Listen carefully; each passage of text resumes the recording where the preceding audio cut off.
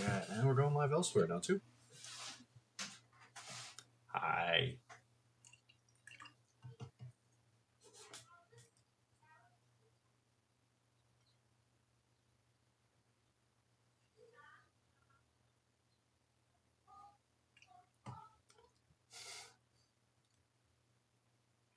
If you double tap the screen, that'll like it.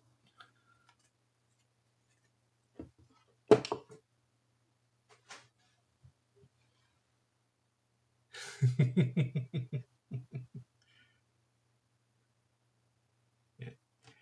Hun, if you let little man double tap the screen, there we go. And the more he taps it, the more likes you can get through. Just let the little man go crazy on the like button.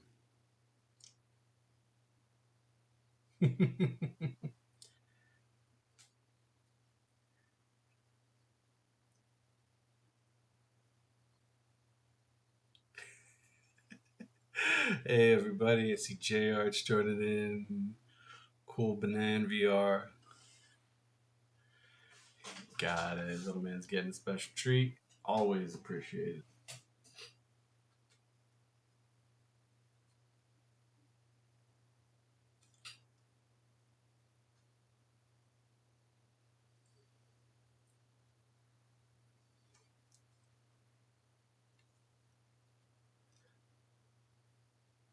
Hey everybody, welcome to live. Come on in, we're just getting started.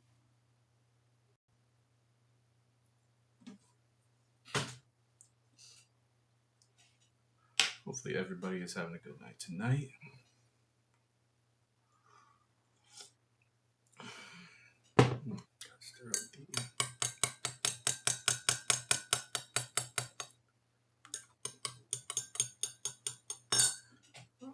Just realized we don't even have music on. Let's fix that. Otherwise, it's just a very quiet stream. Not very fun.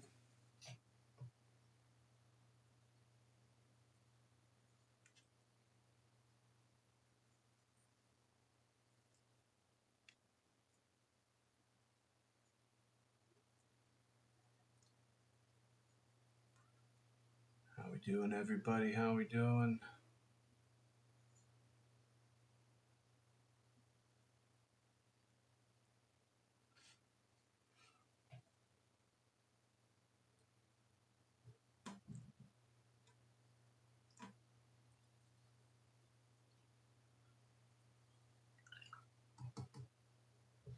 Gumball Zone, Captain Squig, thanks for joining. Timmy Moore, Big A, thanks for popping in, scrolling through, whatever you're doing. Love to have you. Everything chilling in the studio, guys.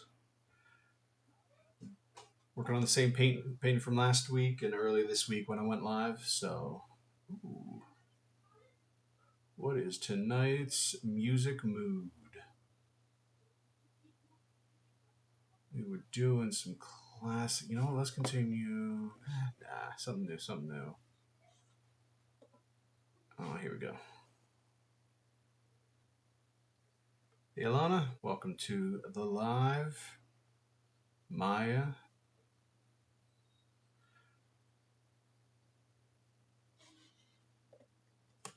All right.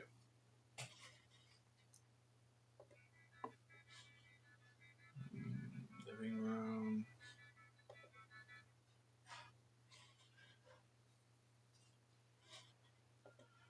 Trying to get some music going here, guys.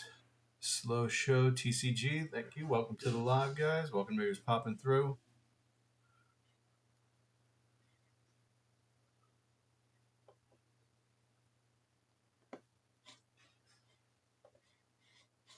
All right, we'll just play it on the computer for now. Yeah. Feel free to share the live, guys, with friends. Don't forget to simply double tapping that screen gets that like, which lets other people know that you guys are here, and invites them to come and join in on the fun.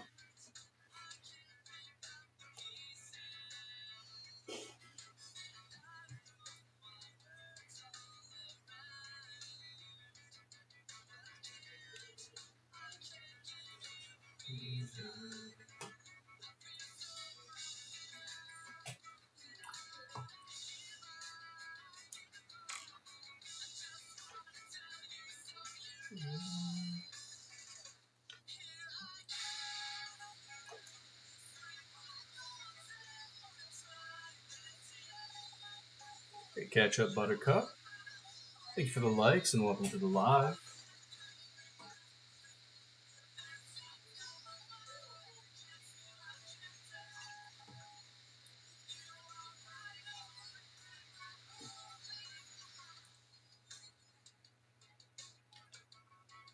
Appreciate, very, very much appreciate all those likes. Catch up.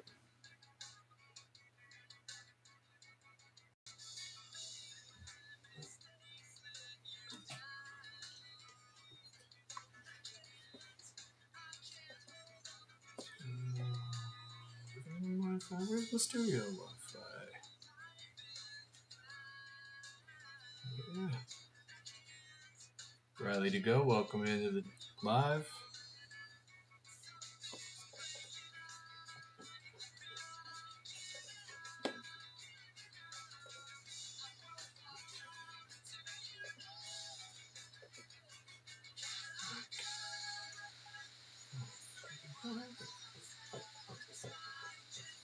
Scorpion's Curse. Blunt, welcome to the live.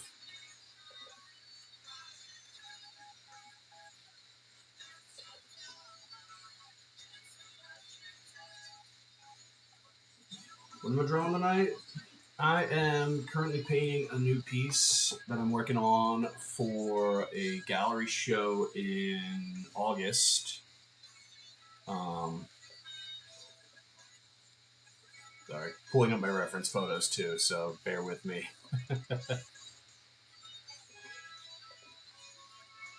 Ron Hazel hopping in on Twitch, thank you so much. But yeah, brand new painting. The show's theme is As Above, So Below. So it's a piece that can be viewed one of two ways. Halfway through the show, they flip the paintings. Pop it up here for you. Hopefully, you get some good views. But yeah.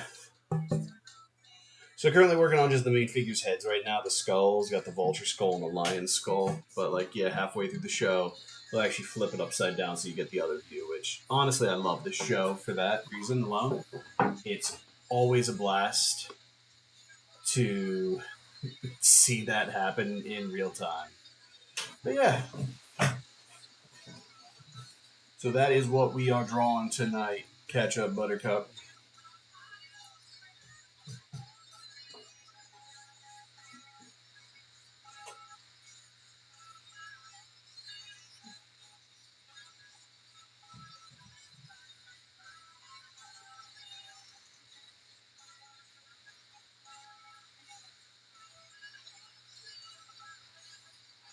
It takes a lot of practice. That's all. It's one of the biggest things. Like, the ability to draw is definitely something that can be learned. Obviously, it is going to take a lot of time and there's going to be a lot of effort on your part that goes into it. But it is a skill that can be learned. Just don't expect results immediately. Because that's one of the things that I feel a lot of people as who as yourself might be thinking, it's like, that's really hard skill to learn. Why I don't have the ability to? It's just, the answer is yes. Even trying to get through.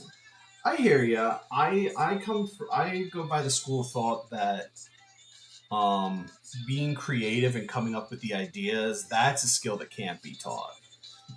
Coming up with the ideas is something that I think a lot more people have trouble with.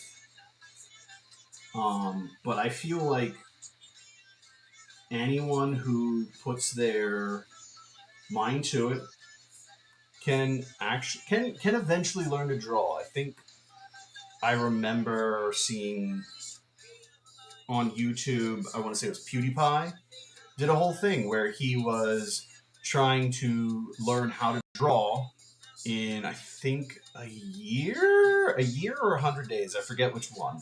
Both of them sound right. Jeannie, thank you for the follow. That's awesome. Thank you so much for that. But yeah, I think PewDiePie was one of the YouTubers that was like, he wanted to learn how to draw, and his sketchbook was starting out was absolute garbage, and like, that's okay. Everyone's first sketchbook is absolute garbage. It's just a matter of how much time you are willing to invest in yourself. Um, but hey, I'm not going to sit here and try to convince you.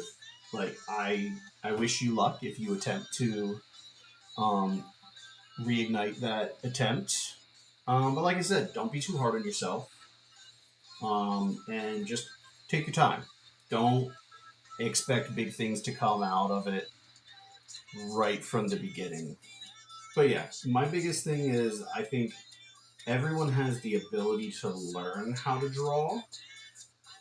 Um, because like I said, that is a skill that can be taught, but it's the creativity aspect, coming up with the ideas and having that story, having that um, item that you want to share with the world, which is something that really can't be taught sometimes. Also, Catch Up Bugger, thank you for rocking that like button. That is sick as hell. Oh man, love it, love it, love it. Sinful, thank you for joining the live. Oh man. Yeah, all these likes do help. It just lets other people know. As above, so below, sensible. Yeah, this is actually the second time I am doing this show. I absolutely love it. It's such a cool concept. Um,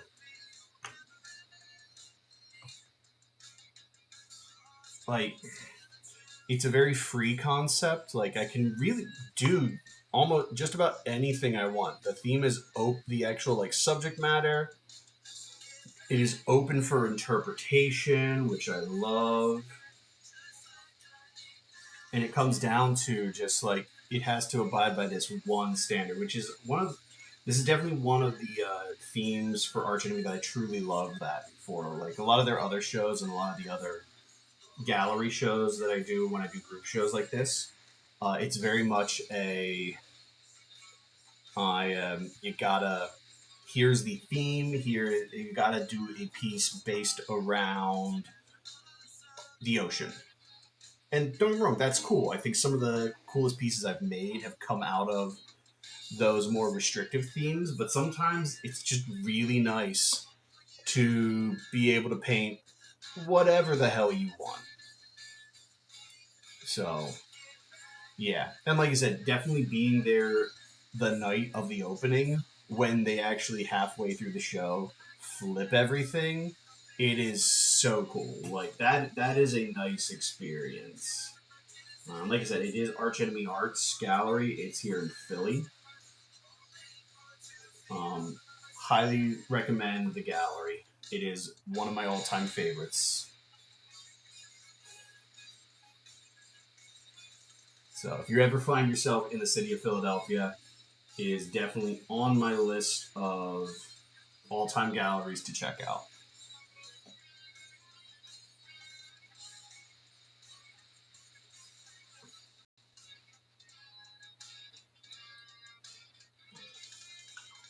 This may never stop. All the heart. Do you do clay art? I do not do clay art.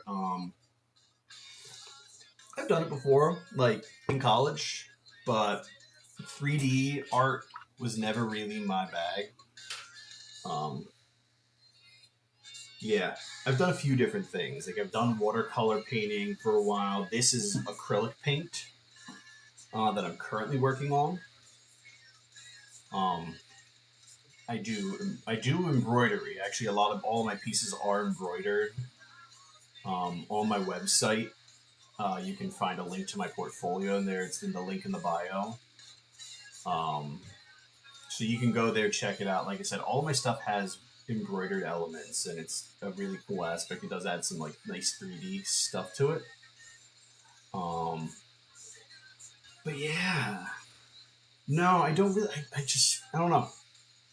I think for me, I never was able to get the handle on clay and working in more of a 3D space.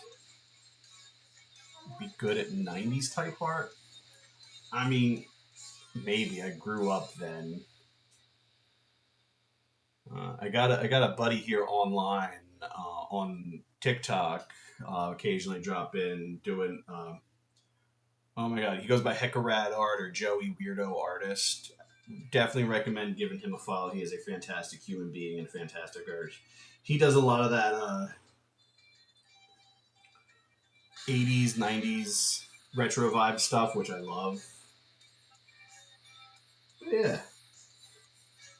Yeah, I don't know if I don't know like the theme. Like the only major overarching theme that I have in all of my pieces is skulls. I like dead animal things. Painting skulls is just really cool. I enjoy it. I enjoy the just studying the structure of the skulls. It's really cool. Maybe in another life there would have been some kind of why can't I think of it? Like zoological studies in my life, but no, I went art route.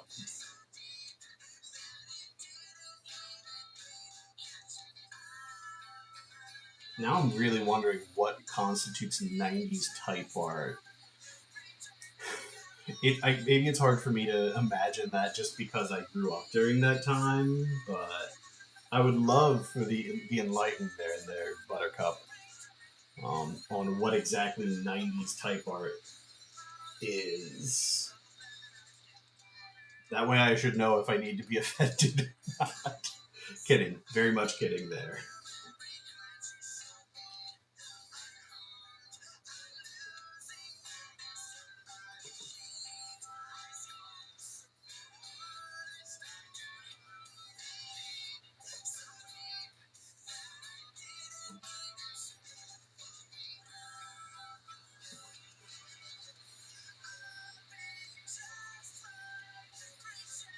But yeah, please enlighten me on what you think, what constitutes 90s type art, because I would love to, honestly, I'd love to figure that out.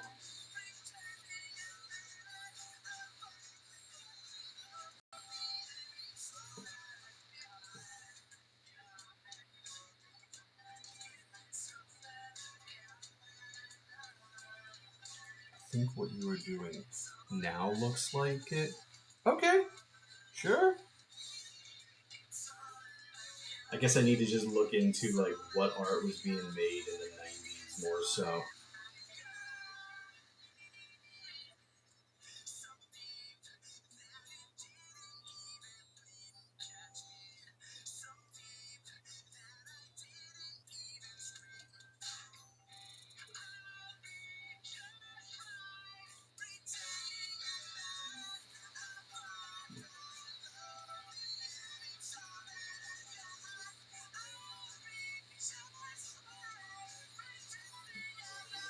Now you got me wondering. This is why the internet is a thing, and we can easily look up what art in the 90s was all about. God damn it, Spotify. Yeah, thank you for all the likes, catch up, Buttercup. Super, super appreciated. We're going to restart Spotify to actually try to get it connected to the actual studio speaker.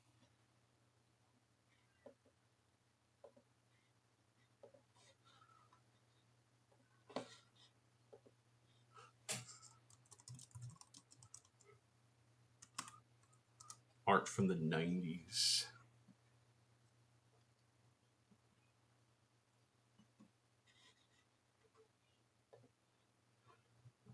Art of the 1990s. Let's take a look.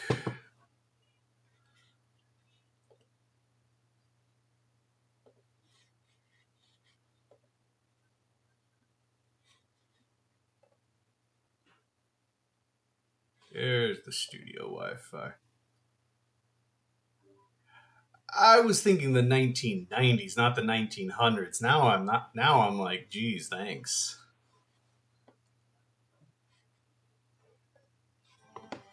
There we go.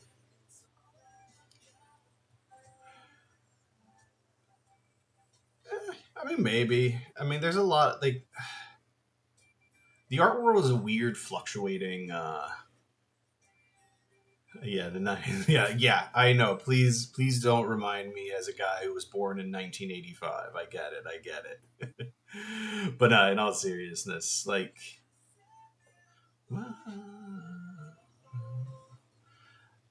I definitely think one of the things that was a lot more prevalent in the actual like 90s, like photography was a lot bigger.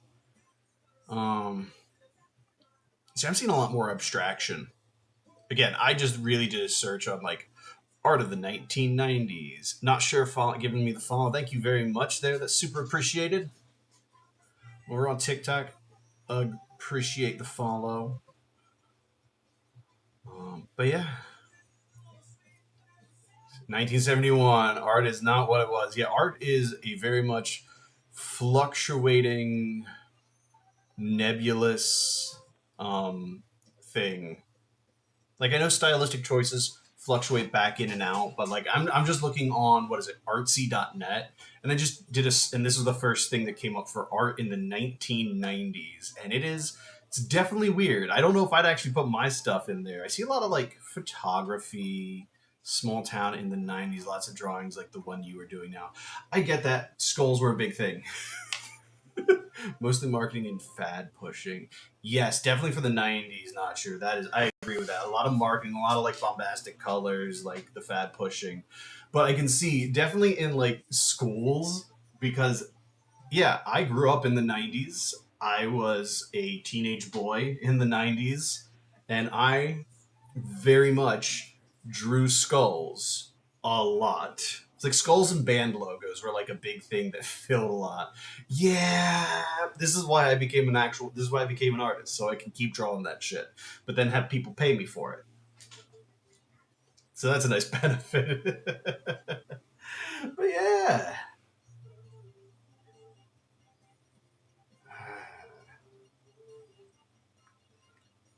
so that is I guess the nice thing about being an artist like that. But yeah, again, actually like have people pay me for this stuff. I thought the bottom of that painting was an ice wall. No, it is not. So you missed the part of the conversation earlier. Not sure. This is actually a painting for a show coming up. I'll actually move the camera here on TikTok. I can go up draw trees. Yeah. This is a painting for a show I got coming up in August called As Above, So Below at Arch Enemy Arts here in Philly.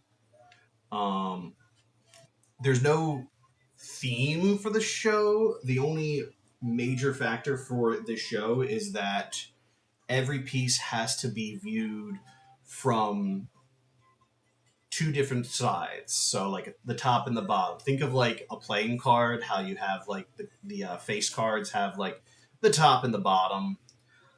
Fly guy, you he has a lot of neat arches. That's awesome. Also, my neighbor to the south, super cool. But yeah, so this is kind of that piece. So it's a piece that can be viewed. I'll pull it back in the light from this direction, and then halfway through the show, they actually go through and flip all the canvases. So now you got the other side. So what you were thinking of Ice Wall is actually the scythe of my Vulture Death character. Just start blocking in some more of the thicker colors so I can go back and glaze on them. I did not know University of Delaware has collages. I know obviously like a lot of colleges have a gallery in them. So that makes sense. But yeah, I'll have to check it out. I tend to like stick to my stomping grounds of the city. I'm trying on. I'm trying to. Like that is definitely one of the skills I'm starting learning by doing these lives is the multitasking aspects of painting and talking to you guys at the same time. I'm getting better. Not perfect, but better.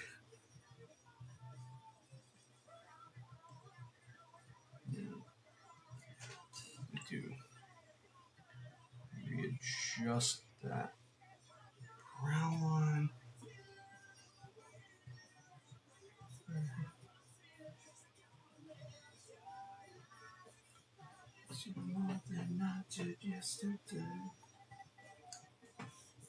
Uh,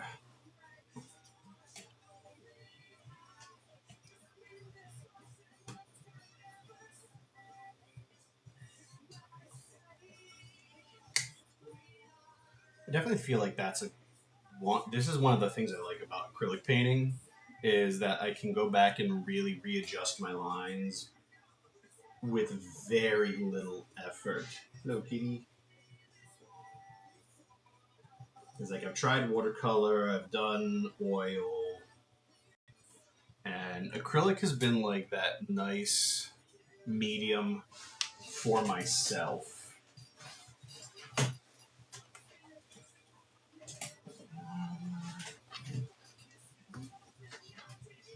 you draw down first. Yeah, I mean, sketchbook is all where the ideas live. It's not pretty. I feel like that's a. You were talking about like not drawing.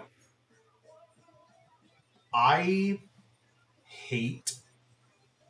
I not dislike, not strongly. I hate these artists on a lot of social medias who create these like beautiful, stunning sketchbook drawings, and I'm like, why? Why are you putting so much effort into a sketchbook that nobody is going to see? That you have no way of like, getting into a gallery or doing something other. Like, yeah, you can scan it, um, do any of that kind of stuff, and then make digital prints of it. But I'm like, all of my sketches are messy, little gross goblins. I love all my children this way, but it's like this is not pretty.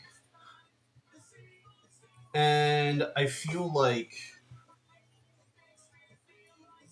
I don't know.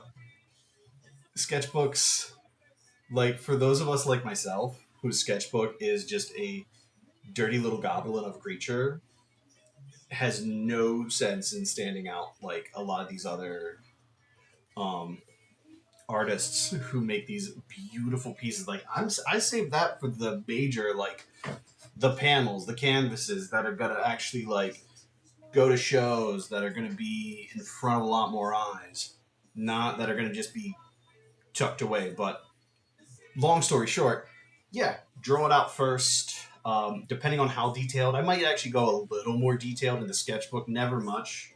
And then I'll either just like freehand draw it on the panel, or if I'm feeling super lazy, I will in fact trace it. Like I have a projector, I have an AR uh, tracing app on my phone where I can take a picture of my sketchbook, and then, especially if it's a smaller one that can't really project on, I can just have my phone sitting in front of the panel, and then I can look through the phone and draw onto the panel uh, the image that I see through that AR tracing app, and that's been clutch because it saves time.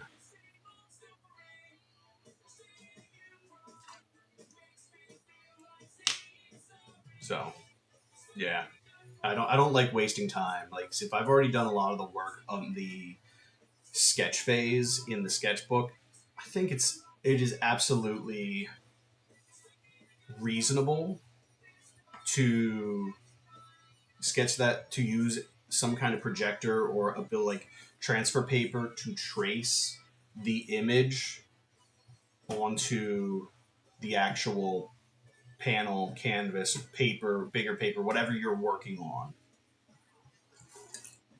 Especially if you work digitally and you want to put it on a canvas and paint it traditionally, I think that's an easy way to do things, where you can just take what you were working on and put it there. Because like especially if you work digitally, you can adjust the size however much you want and print it out poster style and use transfer paper. I love that stuff. So yeah, people who actually who bitch and moan about tracing need to get a life because it doesn't affect them.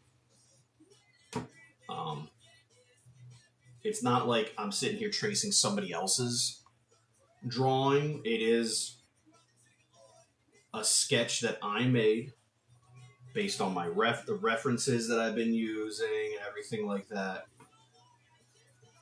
And then I'm just using a tool to put it on the paper, or in this case, the panel. So yeah, that's actually another trick. If you want to actually learn to just like learn kind of the fundamentals of drawing, I had somebody else pop into a live a week or two ago just asking how to get better at drawing. Print out a picture of something you would like to draw. Maybe it's a character from like a video game, things like that. Like if you are going to be go down that route, stick with like more simple characters like a Mario, a Sonic that are made up with really basic shapes.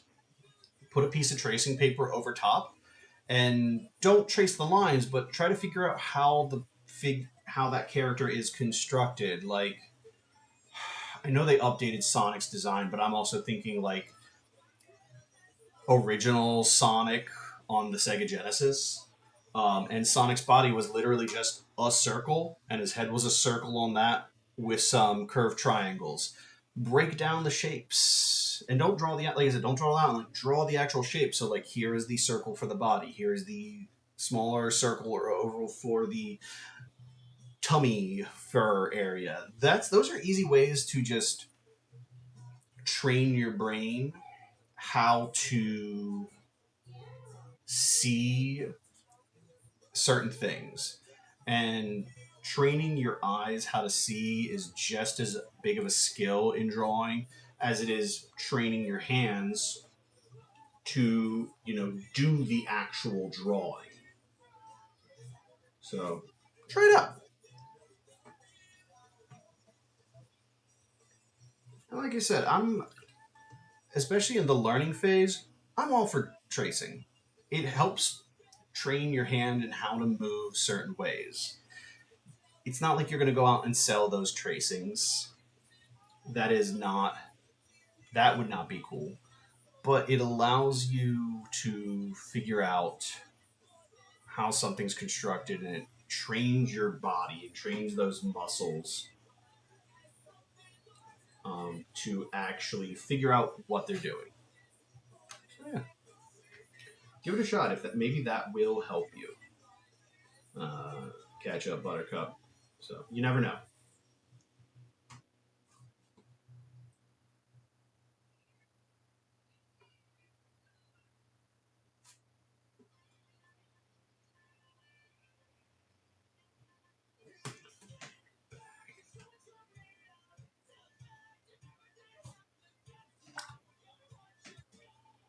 Do you think it's genetic? Um, I think if you asked me that question, like maybe 20 years ago, actually no, not even then. Like I'm, I can draw, but literally no one else in my family has a lick of artistic ability in them. My sister started to try and draw, and she again started out very rough, and she's gotten better over the time. But I don't think I don't truly believe that being technically artistic, like being having the skill to paint, is a genetic thing. Like I said, this is all many years going on, 40 years of drawing and painting and being a creative kid and that. And part of that also was I had a really good art teacher at the elementary school level that got me hooked. She saw something in me, she saw that creative spark, and she nurtured it. And that was a key. I definitely think without that influence at a young age, I definitely would not have invested this much time into being an artist. So that's something to consider. Like, if maybe you didn't have that at an early age, which is a possibility. So it's something to consider that you didn't have that push when you potentially needed it when you were younger. So yeah,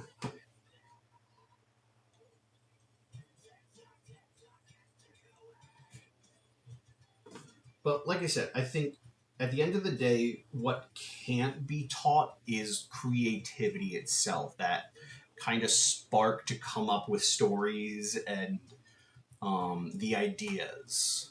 So like like the actual subject matter that I'm painting, that's the creativity. Um, the painting, the technical skill of how to use the paintbrush and the colors and the specific techniques, that's a technical skill. And technical skills can in fact be taught and can be learned. So again, I think at the end of the day, it comes down to how much work you're willing to put into it. How are we looking here?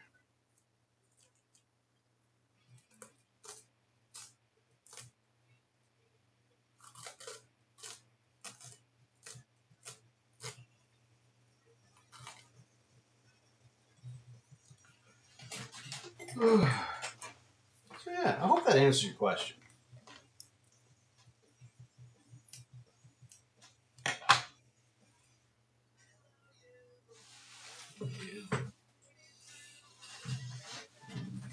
Because even me, like, I I definitely have found a lot of my skills also in weird places. Um, like I also paint miniatures for like tabletop wargaming and board games and that kind of stuff. So there's a lot of skills that I have from here, from my regular painting that transfer over there, and from there that actually transfer over here to my actual like traditional painting. So it's really interesting to also find where you can apply knowledge. So there might be something in your life where you necessarily didn't um, have that thought that like, oh, this is part of that creative thing, and you can turn it around into something new. So something to consider. Cool. Like what? What unique things? You.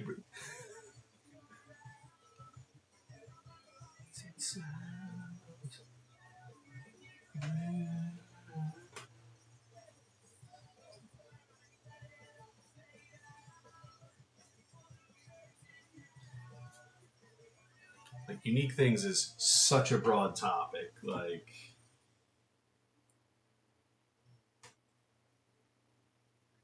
I can turn the camera behind me to showcase the skull cabinet.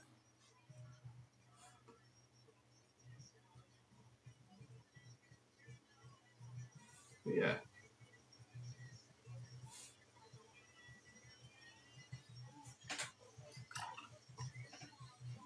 it's hard to find as no one seems to be in.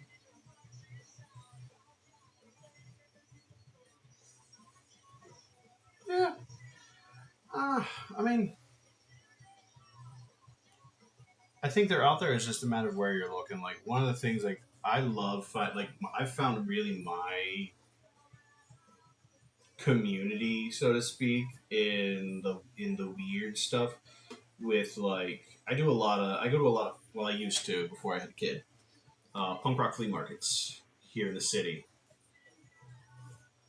um, and they were super cool. And obviously, like you said, I know you mentioned you kind of grew up in like more of a small town, so obviously that might limit it, but hopefully there might be some um, nearby locations you can go to check things out. I don't know. Like I said, I had the privilege of living in a pretty big city with a fairly decent mass transit system. So that helps me out in getting around. So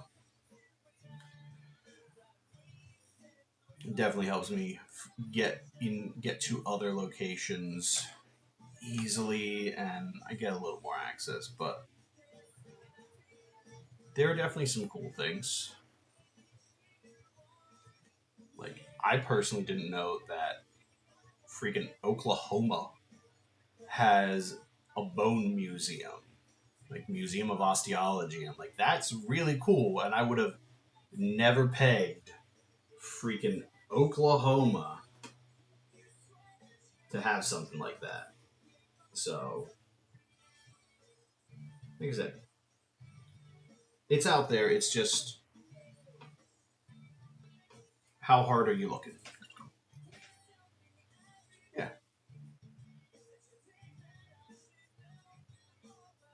center of the earth. I mean, I hate to break it to Oklahoma, but you can literally draw a straight line to the center of the earth from any location on a map. But you know, I guess give Oklahoma as much as they can. They don't have much. Sorry if you live in Oklahoma. Sorry to anybody else who's scrolling through, and I'm shit talking Oklahoma. Middle and the okay, interesting.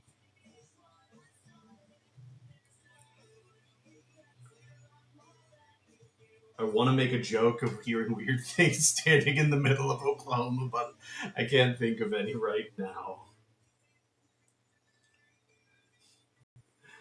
Oh man.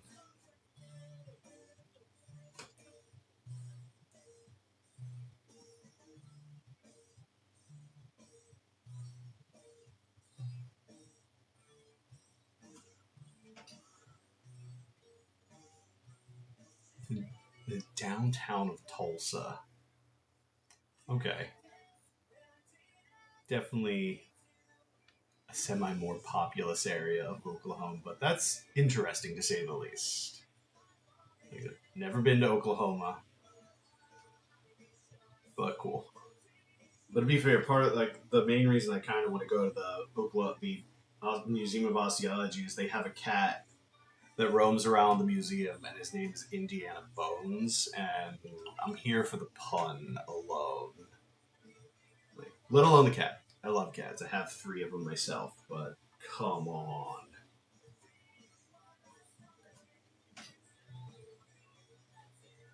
Like you get the archaeology, you get the bone pun. Like what more do you? What else could you have?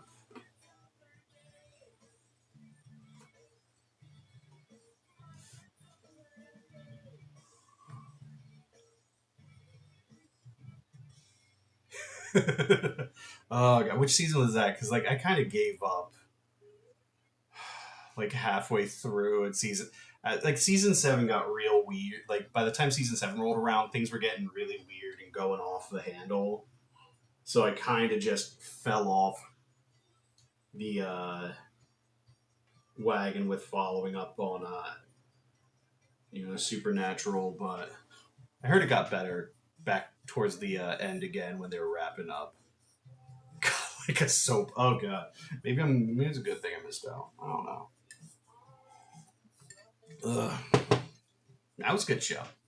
Solid show, but yeah, it got weird. Like after you, it gets through about 14 or 15 seasons. Like shit's bound to get weird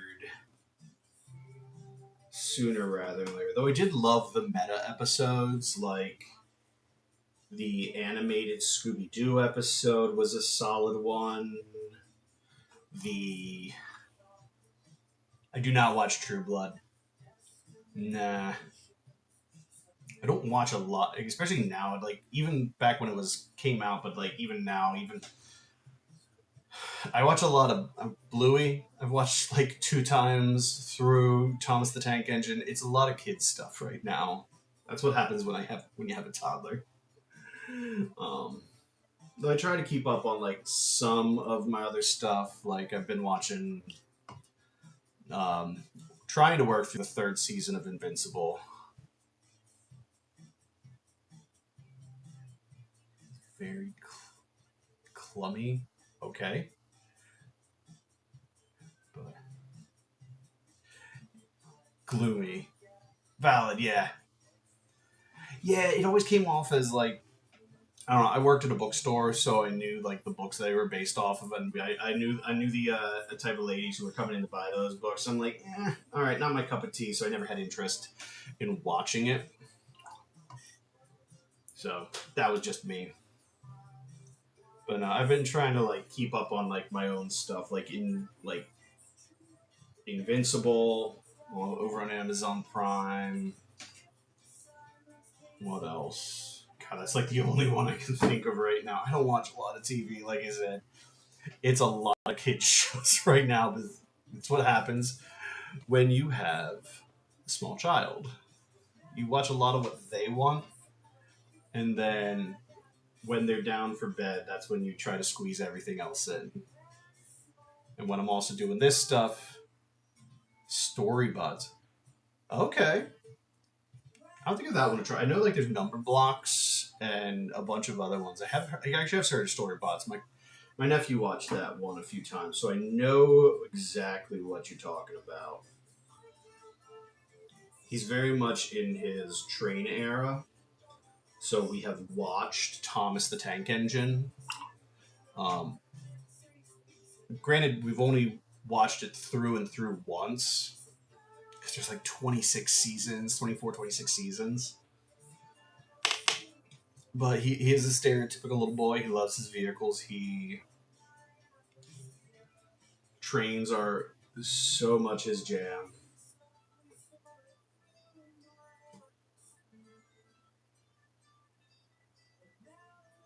I'll have to give Storybots a try. Number Blocks are a good pick too. A whole damn yeah. I'm lucky enough that we have a spare room on the third floor that we can house his train table. So that's a sole benefit there of that.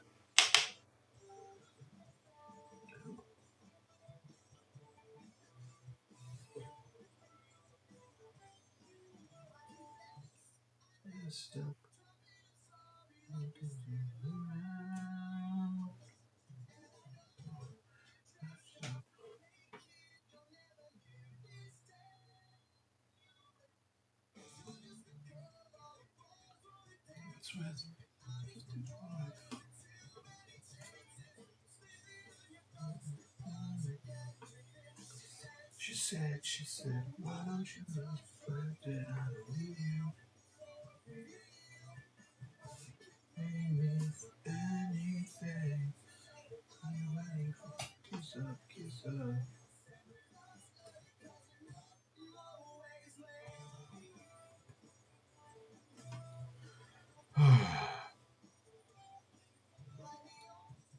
Yeah, only the one. He's our first, and probably going to be our only.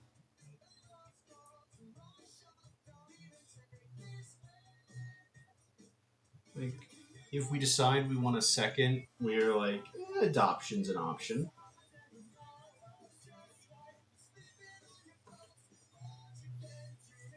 Mainly because the wife has like had to go through C-section. That was really harrowing. But yeah, I also just like being able to invest the time in the one child, um, and enjoying his time and his company, like and figuring out all the things and watching this little dude grow up. So yeah, Christopher Geyser over on YouTube. Hello, yo to you as well over in YouTube land.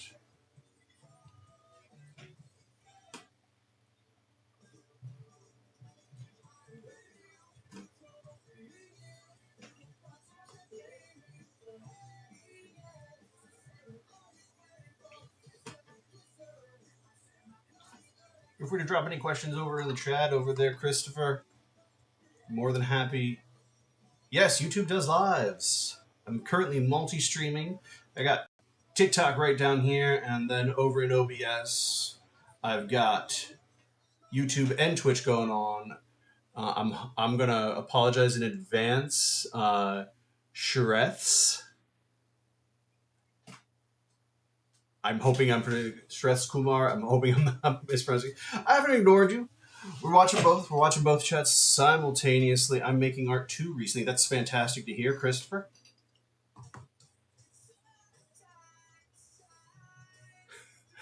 I don't. I was much better at pronunciation. Sorry, man. I apologize. I don't know what to tell you. I tried. It's all good. Look, I can take a joke. Like I used to be really good. I used to actually be a teacher too, so like pronunciations of names I was a lot more adept in, but um haven't taught in ages, so it's Catch Up Buttercup over on TikTok. Chris is asking, what kind of art you do, Chris? Which I would love to Shrek. Thank you. And Kyo with double exclamation points, hi as well over on YouTube. Awesome. Thank you for having everybody over on YouTube coming on in. That is super, super sick to see. Yeah. If you guys are working on art tonight, what are you guys working on? Would love to hear and love to share. Like I said, we're doing some painting tonight for a show coming up in September. And it's a big one. It's not the biggest canvas I've ever worked on. I think the biggest piece I've done so far is a 32 by 24. But yeah, this is a 24 by 12, so still fairly on the larger side, but not my biggest in my artistic career. Let's make a comic book Buttercup. I was never super big into like the illustrative style, just not my jam. I like more painting realistically, which is like what currently working on, like skulls wearing crowns that float in the air, not realistic, but like the stylistic, like making it look kind of real, but kind of like a painting. Not able to stay long today, Kyo. I'm watching this on my geography class. College.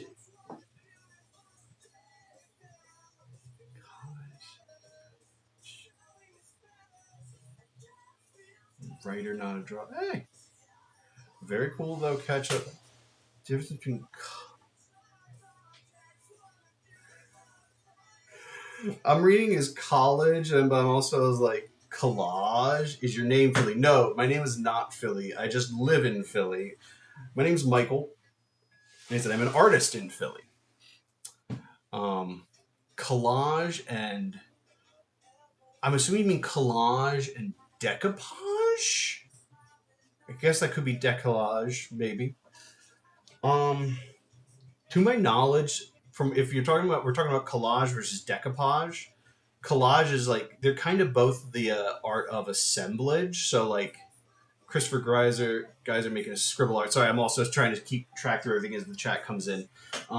They're both an assemblage based art where you take, like I know collage mainly is popularly, cutting pictures out from like a magazine, from a like other things like that, and assembling them, like taking existing images. So like, hey, I have a picture of a snake from this magazine, and taking a picture of like a river, and like I've seen some really cool things where people cut up portions of it in there and like having it through. Decoupage, to my knowledge, is when you're actually like putting something, that assemblage, on an actual object. Now I've got to look. Great to see you. Thank you, Shrek. I'm like, she was talking about these terms. Yeah, no, that's great. Thank you for asking. That's a super great question. Now you got me. Collage. All right. Collage is a technique of art creation primarily used in visual arts, but in music too, in which art forms an assembly of different forms. Yeah, like I said, it's a lot more assemblage where you're like grabbing flat images and like things from why can't I think of it? Magazines and other sources, and assembling them to create a new picture. Decollage. I've actually never heard of decollage. Literally to un. Oh, okay, interesting. See, I'm learning new stuff too. So the decollage is the act of like decollage, removing. Shoot. All right, later, Keo. Found my phone. Oh no.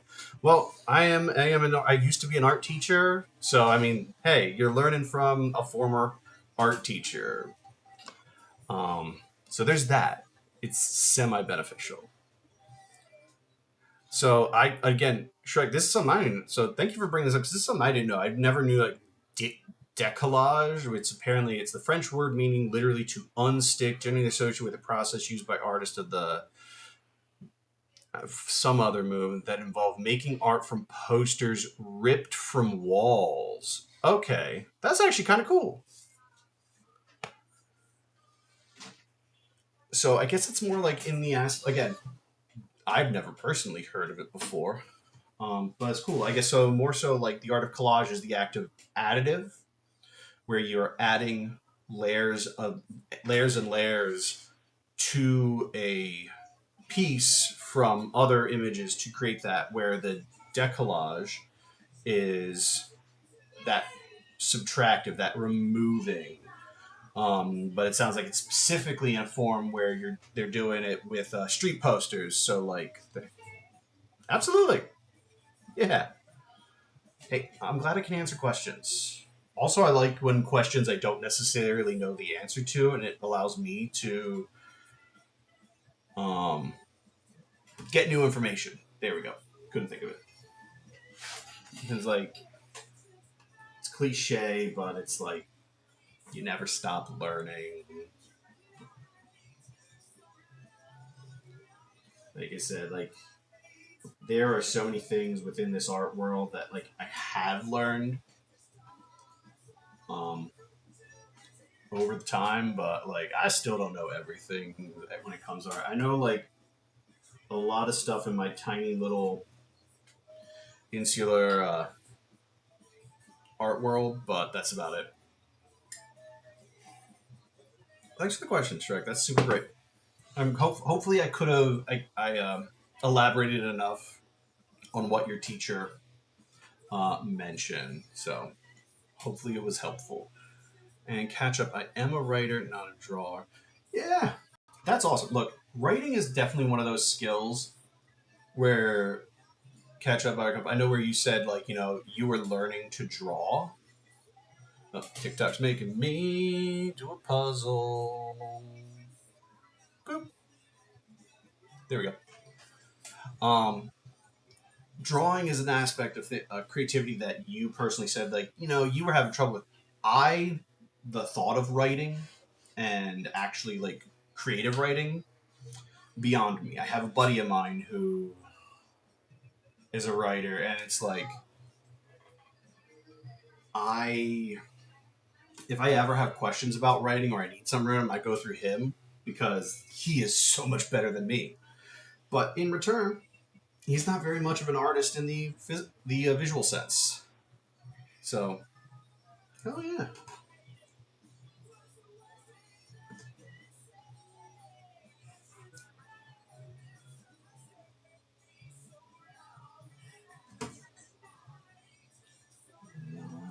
Good night. Got a sip of tea.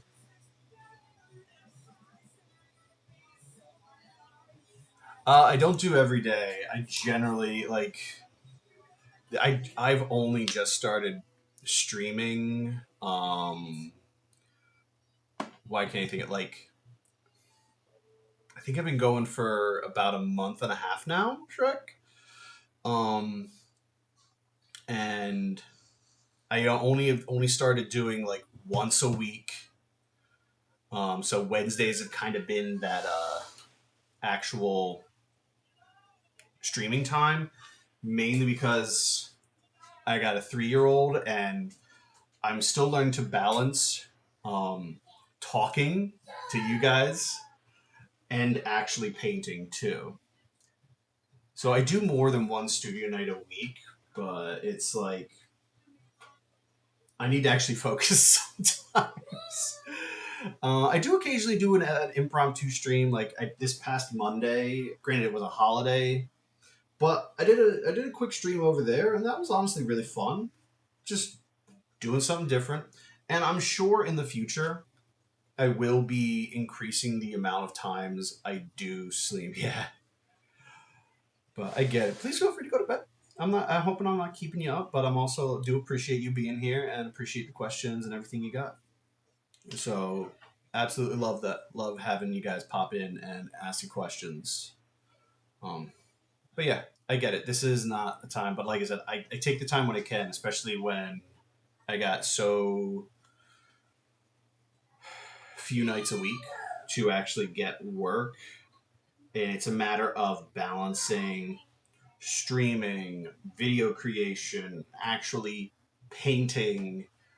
It's a lot to balance right now. So yeah, for now it's every Wednesday. I start around 5:30 p.m. Eastern time. It is great. It looks like you gotta compete with your. Hey, hey, thank you, Shrek, for dropping in. Super appreciate you. But yeah, please go get some bed. And I do hope we see you next Wednesday. That is absolutely awesome. And like I said, just make sure to follow so you can be notified here on YouTube. Like I said, I stream on Twitch as well and also over on TikTok. So wherever you are, you should be able to find me. But yeah, and like I said, come September when the kid actually starts pre-K, I might be streaming more. So that will be nice. I might actually try to do some like morning streams so I can get a whole other crowd that I might not get on the late night crowd. So yeah, have a nice night, Trek. Glad happy to have you on the stream.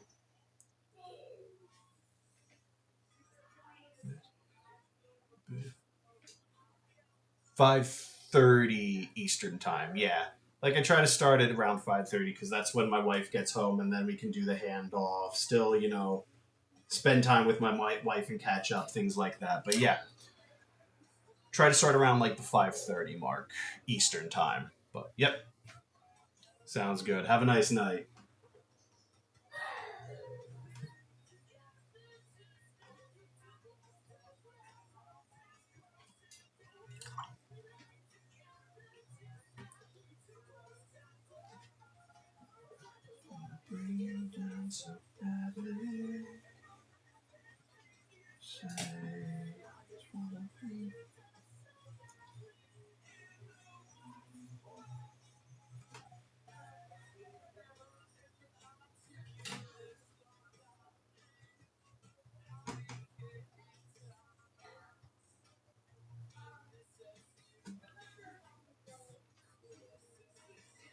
Hey,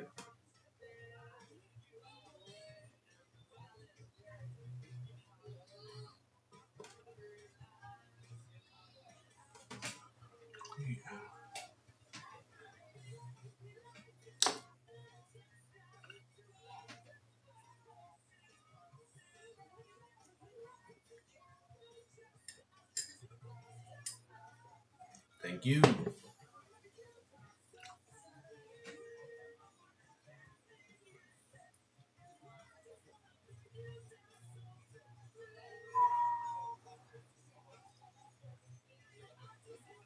You dance so badly. Hey, you called a second stream. How's it going?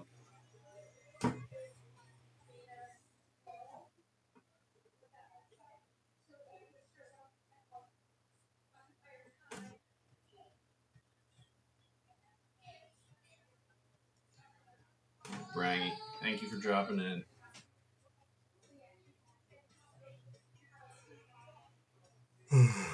Yeah. Oh man.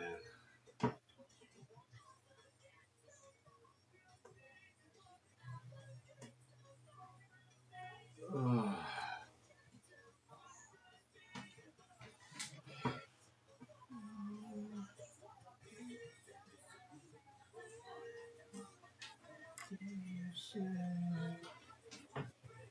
Thank you. I don't think you got to check this one out last time you were here. I forget. I think I might have just been starting it too when you were last here. Yeah.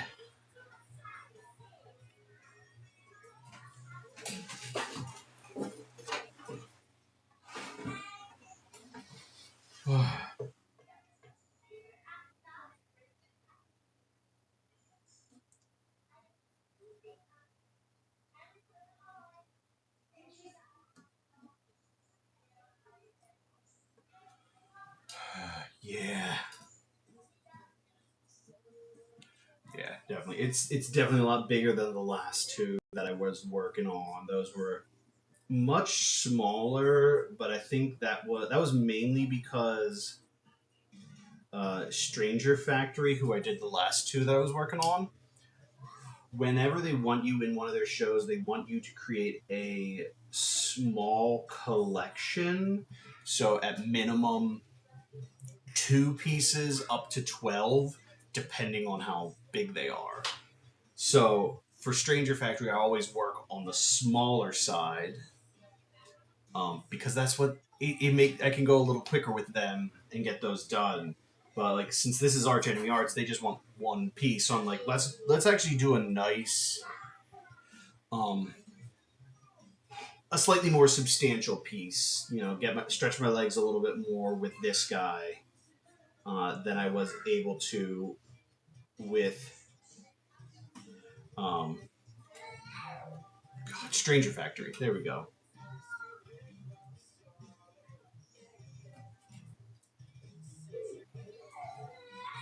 Oh, yeah.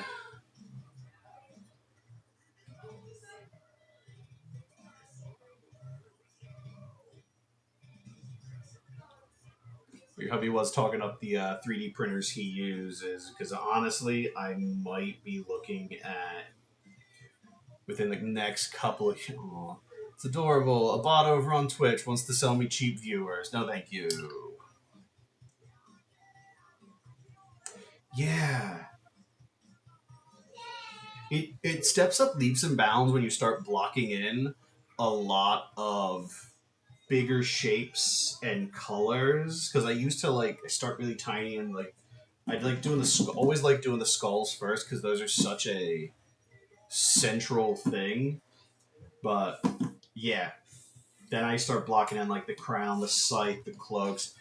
But yeah, I was talking to him and I was like, I'm like, let alone all the nerdy stuff and like potential more, replacement of train tracks or small child.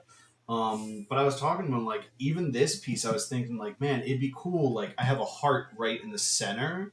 It'd be really cool to get like a nice 3D printed anatomical heart model that I can actually pop right in the middle there and have that 3D element. Because honestly, those banners from the Big Top Menagerie look so damn good. I was actually stoked over on Instagram. What is it? The Stranger Factory. They posted the announcement for the upcoming open house for the or like their I guess their first Friday or for Saturday, um, for the opening of the show. They have like two solo shows and then the group show, and mine was the piece of work that they picked to highlight the group show, and I was like, "That's really cool." So that was actually really awesome. I actually gotta. I hope I can get when they send some pictures from the opening because they're apparently creating banners for the outside of the building, and there's a potential that they're going to use actual pieces from like they're going to use pieces from the show on the banners. And then I also got to check out High Fructose Magazine because they do an ad there, and they did one for this month. Um, so I will have to check that out too to see if my piece got it into that magazine just for the ad, and then go pick up a copy. So yeah, little little dead over on TikTok land. That's okay. Had a great person over there. Already got 3,000 likes over there. Hopefully that turns into something. I legit just got my first payout today from TikTok, and it is awesome. Yeah, me too. I really do hope it did. Like it's only an ad. It's not like it's an article talking about me. But yeah, it's still cool seeing you're seeing stuff like my stuff like that in a major publication like that, it's just that's really neat.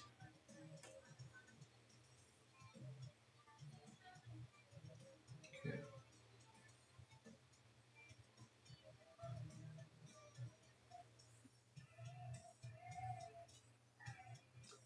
so yeah, I will have to check it out then. I need to get out to a place that actually either sells it or I know Arch Enemy Arts generally carries copies of the High Fructose magazine. So next time I'm there for First Friday or something, yeah, I can see the progress you're making. It's quite cool to see in real time. So yeah, no, it was like it was only $11, not a lot, but it was the first $11 I made by doing this stuff, just being sharing my stuff, and that was really awesome. And definitely a bunch of people on TikTok made that happen. A lot of gifters came through and were crazy with that. So that was super awesome. Like I'm not expecting that to be an every stream thing, but it was really really cool that it happened once at least. And I might not get another payout for another couple of months, but honestly, that was cool as hell just that one time. And yeah, exactly. Having something tangible, it's insane. Like I actually have it. It seems this is such a nerdy like art like business thing, but like I have a PD like I have a Excel document where I track all my income and my expenditures for when tax season rolls around. Aggie Prime over on TikTok joining. Thank you. But it's like I was able to actually put a line item in there. Thank you for the like, Agony Prime. Um, in my Excel document that said TikTok payment $11, and it's like it was cool. Like you said, it's tangible. It made it real, and that was super freaking awesome to be able to do that. I heard art and nerdy, and now I'm totally invested.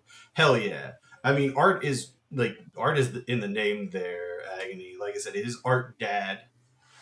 But yeah, but yes, I am an absolute huge. Thank you for the rose. Speaking of, super appreciated. Like it's things like that that help because that made things like that make this whole thing like we were saying just like oh god now I'm losing the words. It makes it a lot more god now I'm losing words. Thank you, genuinely, Agony. Thank you. Thank you for the follow. Thank you for the rose. Thank you for the lightning bolts. Organized, maybe, but just I guess real is another thing. Like doing the whole content creation thing was never something that was on my 10-year plan as an adult to um, make money. That was never the case. And even though it's only little stuff right now, it's like you said over on Brangy over on YouTube said it's tangible, and it's really awesome, and it's fantastic to see it going forward and being able to actually do this stuff and just have fun with it.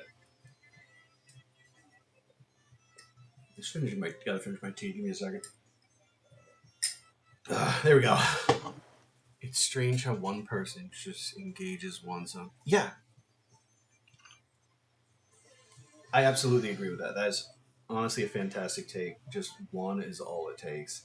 Yeah, like I remember, like it was one of my first like it wasn't even my first one like, but someone like it was a live a few ago, like maybe a month ago at this point in time, like, and a guy just gave me like a single rose, and it's like I know like in the conversion rate it's not going to be much, but the just the singular act of that happening was like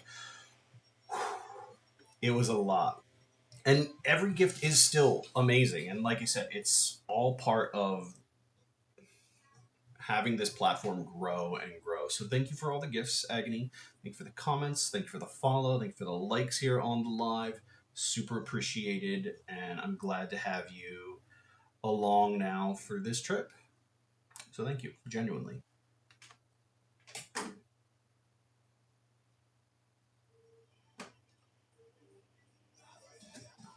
But yeah, I am nerdy too. I'm sorry, I forgot to touch on that. Shared, and thank you for sharing the live. Super appreciated too.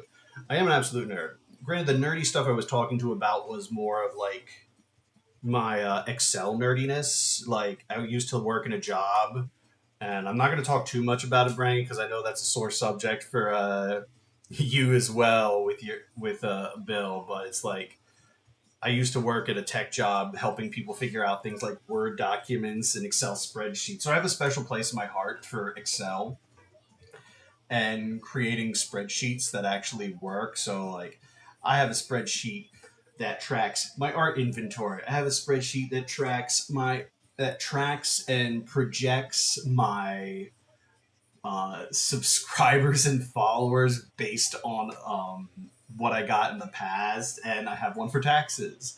Like where I said, I just got to put my first. I mean, I know I can, but yeah, Excel is great. It's awesome. It's a fantastic tool. But I finally got to put my first TikTok line item in there as a thing, and it's like cool. Taxes not great, but it makes it real. So yeah, it's definitely super cool and definitely awesome. And I'm still waiting and then also selling art too. Like I got notifications that a piece um, at Stranger Factory where I have some work sold, so that was super cool. Yeah. Um, Picking up a check tomorrow for an event I was in back in April or through the beginning of this month, May. Um, that got lost in the mail. I know I talked to you about that, Bray. That was not fun. So I'm finally picking up that check tomorrow. But yeah. So yeah, Agony Prime, if you got any questions about like that's cool. And then it's still the same year for it's still yeah.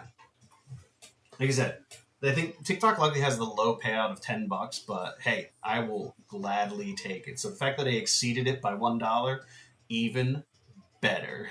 But I am the quote unquote traditional nerd too. Like I am a avid board gamer and tabletop. I guess tabletop and video gamer.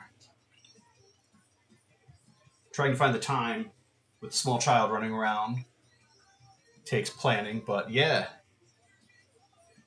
yeah, exactly. TTRPG, absolutely. Have I found? I haven't been in an actual like TTRPG game in a while.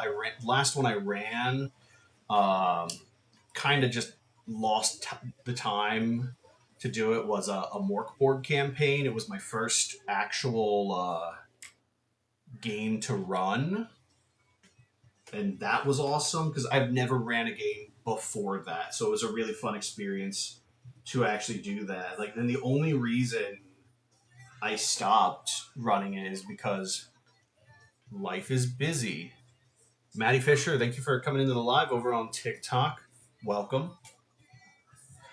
Um, so yeah, it's just a matter of finding time, and like, I haven't played in 30 plus years. Yeah, I just recently got back into tabletop wargaming, so like Warhammer, Marvel Crisis Protocol, that kind of stuff. Thanks to um, hell over on YouTube, Brangy's husband, because we were college buddies, and that's mainly because we moved to where we currently are 3 years ago. when my wife was pregnant with my little guy, with our little guy, and stuff kind of sat in storage. And I just got a lot of it out, and it was just like, hey, we're doing monthly gaming at minimum right now, just to like get out of the house. And then little man gets to see his favorite aunt and uncle, which definitely doesn't hurt as well. Absolutely, and I appreciate it. Yeah, no, it's super super appreciated because it's definitely, as a dad, my focus has been on the little dude for so damn long. It's nice to actually focus on myself for a little bit, for a change. So yeah, it is very much appreciated.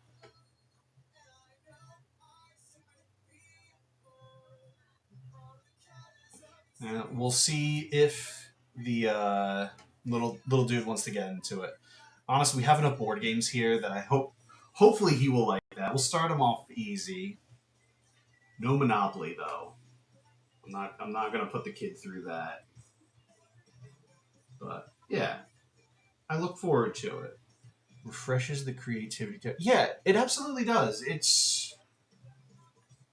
It's important to not be completely like involved in that creativity 24/7, and being able to step away and then come back to it is such a refreshing aspect to do. So absolutely agree on that. Are you a creative yourself, Agony? And if so, what do you do? Yeah, StarCraft 2, the Tyranid army. Yeah, I am a Space Wolves player myself, and I don't have enough money to get the new stuff. Draw, very cool. Fantastic.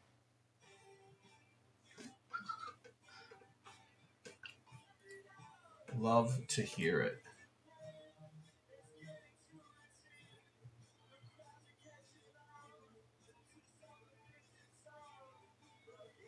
Would you say you are a hobby drawer or a hobby creative, or are you actually, working towards getting it, a little more serious with the creativity?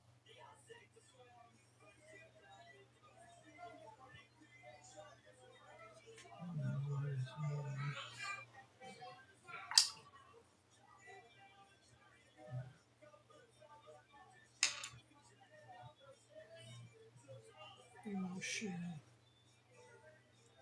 Hoping to end up with a video game teacher. Very cool. I feel like the TTRPG will be the easiest bar of entry. So, like, over on Twitch and YouTube, Agony over here on TikTok, I'm hoping for it to end up with a video game, a TTRPG, and a movie. And that's really cool. I love the wanting to do that, especially tying in the creativity with your creativity. Um, I love that. Like I said, the TTRPG. Yeah, I'd say so. To want to do all that, you'd have to. But like I said, I think the TTRPG is really cool, and the bar of entry there is a lot lower. Actually, weirdly enough, I might go out of camera here a little bit as I am attempting to grab something from the RPG shelf. It's just really filled up right now. I had a problem of too many Kickstarters and not enough space. Ugh. Come on, you sucker. This book, if you want just some like doing RPGs, this was really cool. Hell yeah. And Agni, also thank you for reaching my stream goal of gifts. That's super freaking awesome, and I appreciate. This book is Ekphrastic Beasts. I I was not running a game of any kind at that point in time, but this is a monster manual. It was created by Janaka Stuckey. I'm most likely mispronouncing that name. Janaka Stuckey, pretty much exactly spelled how it sounds. Um, and all of the monsters in here were done by oh, just a few specific artists. Ellie Gill, Jeremy Hush, who was a Philadelphia artist, did a bunch of the monsters. Joe Kienberger, Nathan Reed, Eric Roper, and Skinner. Let me see if I can find one of Jeremy's. Because, like I said, I actually have had some stuff like, yes. Like, that's just. Yeah. Like, that was just a piece of artwork he had, or I think he might have created specifically. And then, like, Jonica just did the actual, like, lore stat block for 5e. And I'm like, oh, this is more of a tabletop, like, an art book for my kind of thing mentality, but like, oh my god, it was such a cool Kickstarter to back. I think I might have to get a new copy because the binding on this one is coming apart. So I might see if I can fix it. I don't know. Um, Jeez. So yeah, yeah, it's super is like, and that's some of the cool things. Honestly, like I said, the TTRPG scene like has some amazing artists that are not just Wizards of the Coast doing their whatever bullshit they do. Let's get that back. Um, but yeah, if you also just like really cool like indie stuff as well, Shrek, you back. Archie, it is out of context and your fear, but you have some sleeping of us. I wish I did. Shrek over on YouTube. Um,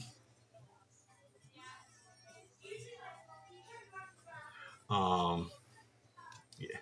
Um, Yeah, I'm just as bad because I might end up staying up until 11 o'clock here. I I'm lucky. Like this is coming from like a guy with a 3 year old. So like, and I don't recommend this to anyone who's not ready. But get a kid who is gonna run you ragged throughout the day, and then you'll fall asleep fairly well. But that won't happen until like year 3 because they're gonna cry through the night. But sorry, I cannot help you with sleeping advice. Actually, no, I lie. Sometimes a white noise machine works. That works for my wife. She also has a headband that is a eye mask. It covers her eyes, so it blocks out all the light, and it has speakers for the ears, so she can play white noise directly into her ears, and instead of having just like a white noise machine off to the side. And that helps out with her because I know when she sleeps with me, I snore, and that is not great. But that might be something to look for you. Just they have eye masks. This is not sponsored. Manta Sleep. I know they're a little bit pricey, but if you get them on sale, you can get them for under $100. And like I said, that's the one that's like an eye mask and headphones, like flat, thin headphones, to make sleeping and playing white noise through that. So yeah, try it. Maybe just try an eye mask for the first, because like I said, I know that's helped me get to sleep. Um, just having zero light come in because we have night lights going on. Because again, I have a 3 year old, so we need that stuff. Um, earplugs, and the silicone jellybeans. There you go. Also, just trying some basic earplugs. I know for me, I haven't tried the silicone jelly earplugs. I had just really basic ones.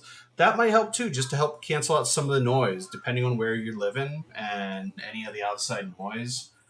Like that could really work. So hopefully, Shrek, that gave you the advice you needed for that. Might not work tonight, but maybe tomorrow night you can try it. And yeah, Agony, I do agree. WotC has just become awesome. I look forward to the update. Uh, yeah, I agree. Like, I have a special place in my heart for 3.5 Agony, like, because that is the game that got me into TTRPGs. A good friend of mine back in college ran my first game. Uh, yeah, and like it was a buddy of mine that I met in college, Night Trek, who got me into it mainly because I overheard him. It's like talking about going to D&D, and I'm like, that kind of sounds interesting. Can I come with? And yeah, and then the rest is up from there. But like obviously nowadays, WotC has been kind of just shooting themselves in the foot with the OGL debacle and things like that, which is why I've definitely gone more indie RPG. Like I said, my current favorite indie RPG, I guess it's still considered indie, even though like the following is insane. Uh, Morkborg, like I said, and I mainly fell in love with it because it's not your stereotypical um, TTRPG. Like it's a really simple one to run, but like every page is just dripping with art and personality, and I love it. Honestly, it's one of those things that I love to just flip through, check out the pages, check out the art in there, and just really um, digest it. Super cool, super fun, easy to learn and easy to run, which was a big thing for me. Like the rules are really simple. Um, Obviously, the themes might not be appropriate for younger individuals. So if you have any kind of like young players who may or may not be joining you on there, like they say for 16 up, but highly recommend it. And then the community for Morkborg is amazing. Like there are so many spin-offs and hacks for it that it's just so damn good. Like I have a hack where you play as goblins. It's literal goblin mode TTRPG. I have an alternate World War II variant version of it. I have a pirate version of it. I have a biker version of it. Hell bikers. Like I have a space version. It's the rule template is so simple and easy to grasp onto that a lot of people took it and ran with it. And the creators were super like chill. It's like, yes, here is our rules, here is our template, just like here's a basic logo that says compatible with Morkborg, and they give their blessing. It's fantastic.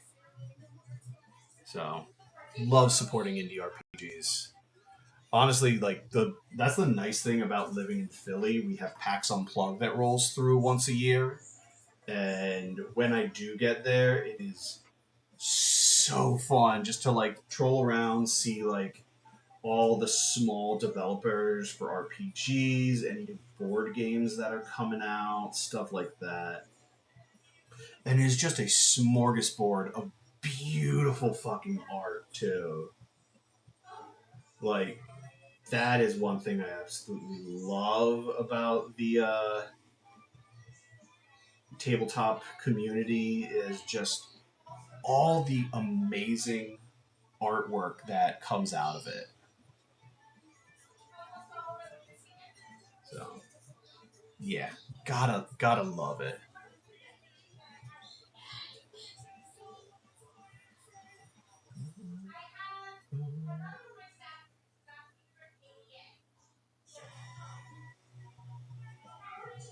I'm also trying to still get work done too. Till recently, with all yeah, I know. Yeah, and that's a sad thing. I know that befell WotC as well. I know some of that was not their fault. Like some of it was just like an artist didn't wasn't it just an artist submitted a piece that was that, and it's like, yes, it made it into the book, and I agree they should have had more. Yeah, they should have had more checks in there, but it wasn't directly Watts. That one wasn't directly Watsy's fault, but still, they should have done better about um, vetting their artists. Because for a long time, they were so good. Yeah, I get it. They did. They did, in fact, eat the pie, and that makes them just as liable for that. But like, it is a shame because like there's some amazing artwork. Like I love because like WotC is also Magic the Gathering too, if I remember, and I absolutely love some of the stuff that they're coming out. They've done a really good job, especially with a lot of these secret lair drops. Like a good friend of mine, Michael Kohler, or like an artist friend of mine, his name's Michael Kohler, just did a secret lair drop card for Spell Pierce, I want to say, and that is awesome. And it's like that was so cool to see his actual artwork on a Magic the Gathering card. Yeah, Rhonda Libby is another one. She not only she got to do cards for a main set Bloomborough. Um, I love that because she does a lot of like cool like animal drawings too. Um, so I want to say she did the Notorious Cruel Claw over in the Bloomborough set, and it was directly based off of one of her actual ferrets. So that's awesome. So it's like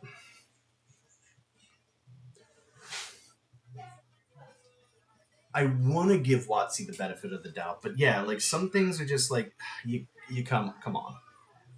But I will say the secret lair stuff that they've been doing, as much of it is as like a like loot boxes and trying like gambling to get like the special limited rares and whatever. The artwork that is coming out of the secret lair for MTG is honestly amazing, and I like what they're doing generally. I'm just not going to pay the prices for that. I'd much rather give that money to the artist directly, though, and just buy the artwork there. Yeah, I haven't really. I know the. I haven't really looked into the Final Fantasy set. Yeah, and like I don't know if Brandy you're still on. Like I know I was never like I'm sorry to disappoint you, but like I never really got into the Final Fantasy games. It's just like I know it's like oh it's like I haven't you haven't done this, and it's like I just couldn't get into the aspect of it. And it just wasn't my cup of tea. Um, yeah, I know. It's one of those things like I don't know. I never really got into the whole JRPG. Um, and like, especially early on, and yeah, I appreciate it, but yeah, I haven't actually seen too much of the Final Fantasy MTG set. Yeah, we all have our tastes. Like I appreciate the like clutching their pearls over here. It's like I get it. It is a big enough series. Um, yeah, like I said, I guess especially I mean when it came out, I don't really think I was that much really into it as much. Like I remember my first to the internet to figure out when the hell that came out. Because like I'm obviously like when I think Final Fantasy, I think Final Fantasy VII. Because that feels like the watching Cash Cab. Hey Christopher, I'm watching Cash Cab. Okay, that's cool, man. Thank you for coming back. To see seven. When did the actual like the OG Final Fantasy come? 97.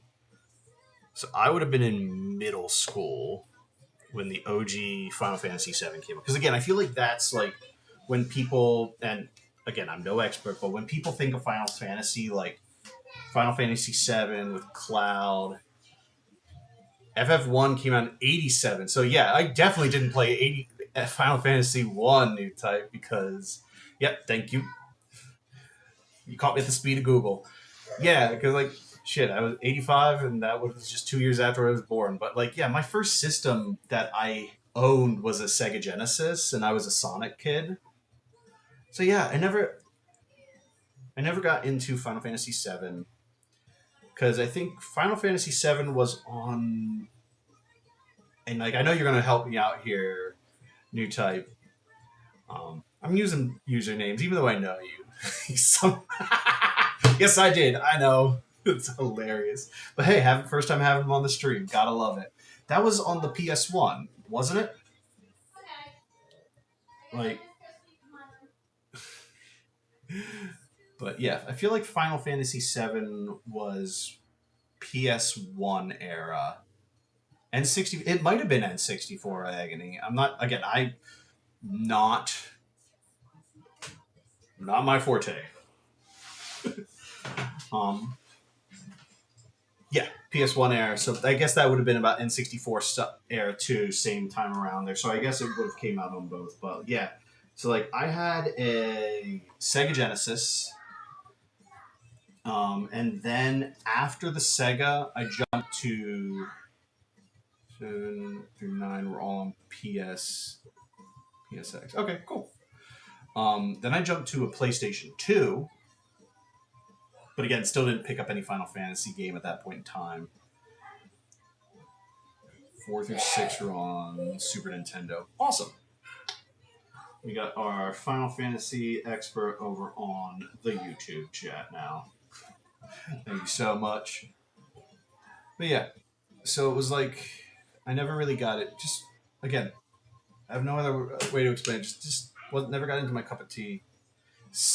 Wait, was it Sega Channel or Sega TV? Because I vaguely remember my dad getting something like that. It was a big ass cartridge that you actually plugged into the Genesis, and it gave you just a bunch of games monthly. Because I think we're thinking the same thing there. Yes. Because yeah, my dad got it from Comcast, or was it Comcast? I guess it was still Comcast back then. But yeah, he went to like our TV provider, when I had a local office, and actually got it. Yes, Sega Channel, Sega TV. I think we're talking about the same. Yes, that was cool as hell.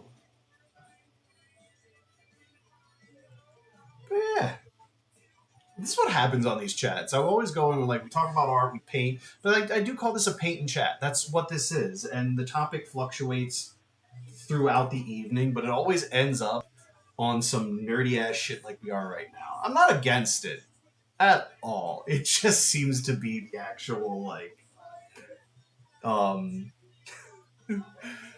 uh way that things go. Suburban Cable was called back then, at least back yeah.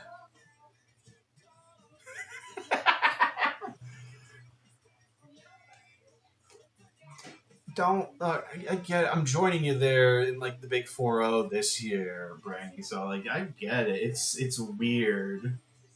I had somebody earlier asking about on TikTok saying like you look like you could do art from the night like a 90s style art, and I'm just like,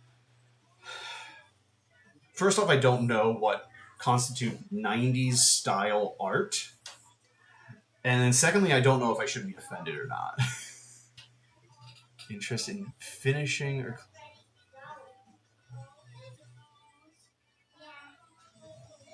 okay, I'll have to check out your profile then, Agony, after the stream is over. Collaborations are always something I've had. Like collaborating on art, things like that has always kind of been an intriguing, yeah, an intriguing aspect. I feel, um, but I never know how to approach um, collaborations. Like finding that balance of the two artists, and I feel like with especially with my stuff, like a lot of my art, all of my artwork. You hit the cool people meter on. Thank you, appreciate it. But yeah, like one of my major artistic styles is embroidering on all of my artwork. So like even this piece right here that I'm currently working on, it's going to be embroidered, which because this is wood involves me drilling into the actual artwork itself. But I know that for some people that can be like you're gonna be putting a needle through my existing artwork because I feel like that would be how a collaboration with me goes. Is like somebody paints something, and then I embroider on top of it. I don't know, something like that. And I never know how people would do it. Thank you. I appreciate. Yeah, it was in. It was something I picked up in college. I was very much. I took a lot of classes, and I took a weave. Like I did a lot of weaving classes, and then did some actual like non-loom fibers, and we did embroidery. And I'm like, I don't want to do regularized embroidery, so I had some like prints from a printmaking class that I brought in, and I embroidered on top of them, and it was really cool.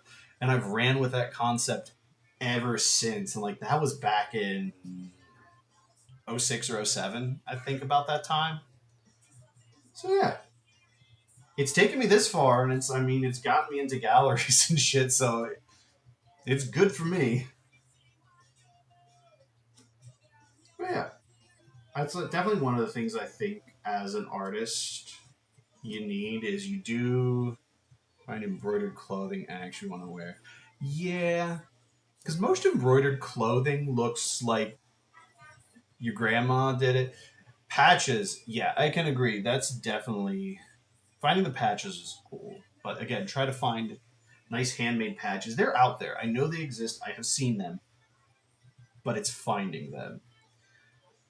Um, there's a guy on TikTok here that actually does chain, like actual chain stitching, not patches, but like some of the stuff he puts out is actually really cool. I can't think of the guy's name off the top of my head, but like I said, the style he does specifically is chain stitching, which is much different. It's a, it's machine stitching, but it has like a really great handmade feel to it. Ugh. If you know of the yeah, I will hopefully try to remember to check for their name and drop it in a message later on. I want to say it's like something like on here like Chris Chain Stitch, something like that. They go by. That feels right, but again, I do not know off the top of my head. So yeah,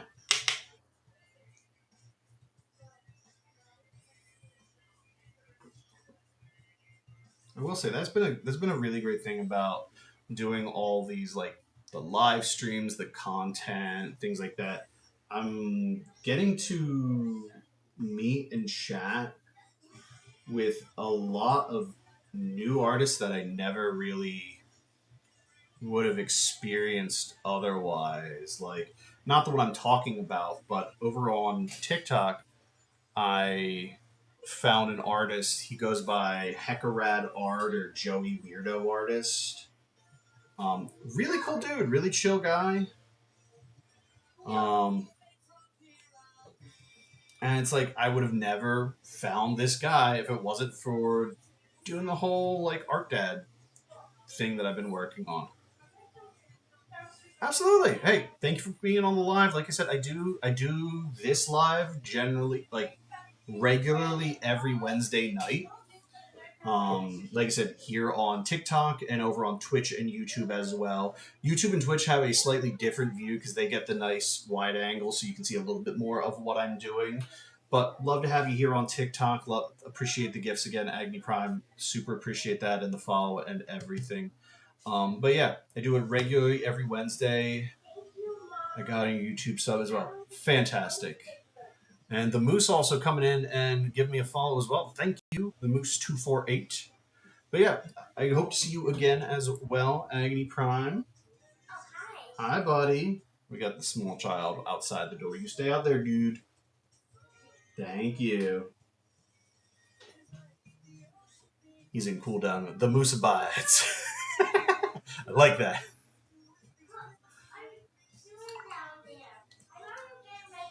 Like I can't see the actual. I came. I see. Hell yeah! Thank you. Appreciate it. Very much appreciate it. The now off of Agony's comment, I'm like, I really with the Musa Bites. I want to see a profile picture of just the dude from Big Lebowski, but as a moose. The whole thing got to have the White Russian as well. But thank you. Thank you for stopping in. Thank you for the follow. Love it. Yeah.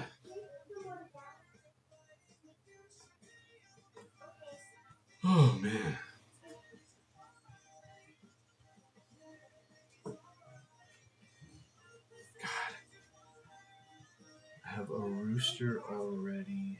As okay, interesting. I like it. I like it. This is something I'm currently in the I guess mentally dealing with now. The first skull down here came together fairly quickly, and it gave me a false sense of security because now the second skull up here is giving me a slightly bit more trouble. And I guess that's what I get. I gotta balance the scales of how I do this, but yeah, it is. Like, yeah, it's not always saying. I think the kid's even picking up. That's not. It is what it is. And like, I'll get through it. And honestly, what I do whenever I start getting stuck on a piece of a project or like in the pit, this, I tend to just do another part. Like that's why I have the crown and the scythe partially started, so I can easily go back and work on those for a little bit.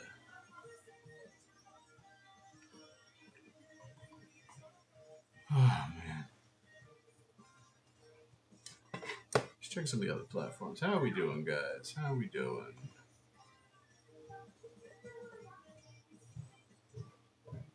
Oh man.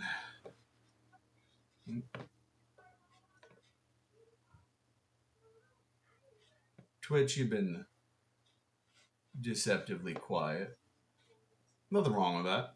I'm not even sure if anyone's watching on Twitch right now, which is what we're gonna go check out. It's been a good stream so far, guys.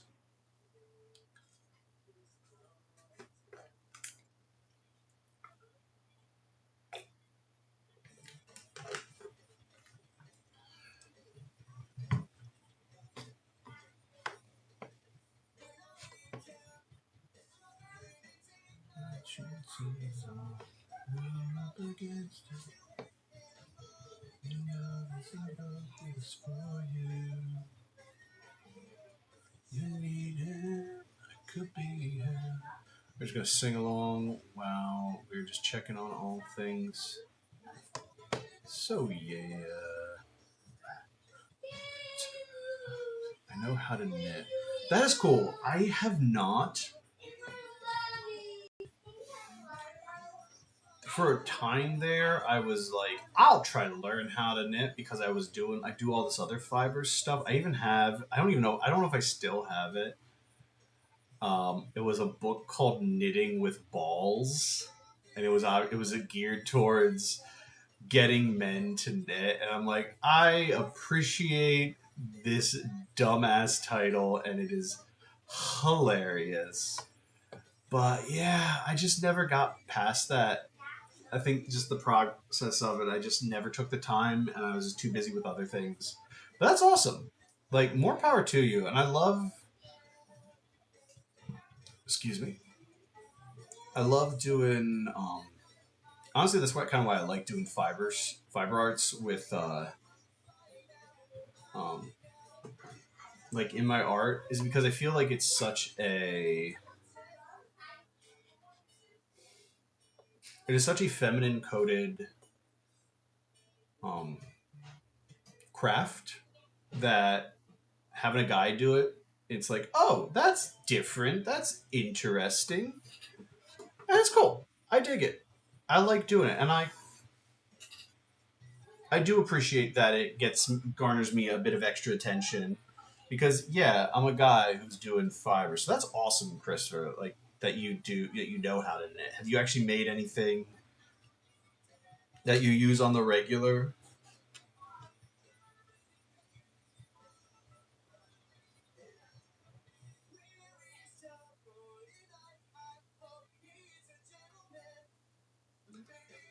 We need more titanium white. White got all gummy.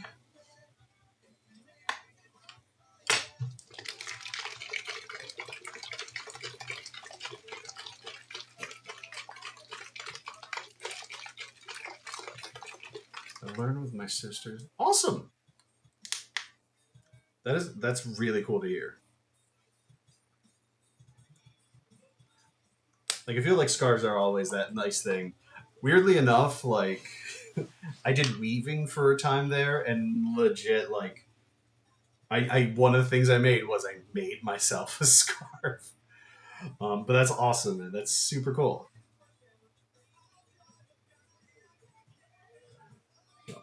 Awesome, and hopefully you still wear it. It's like I love like that handmade. Like yes, this I made this.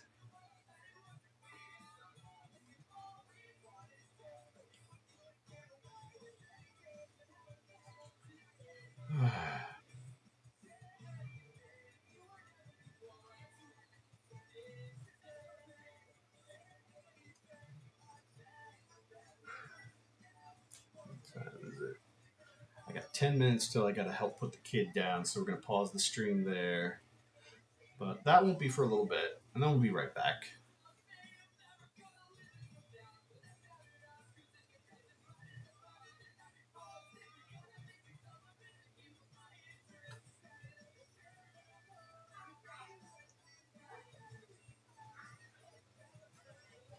That's awesome. Hey, that's also cool too.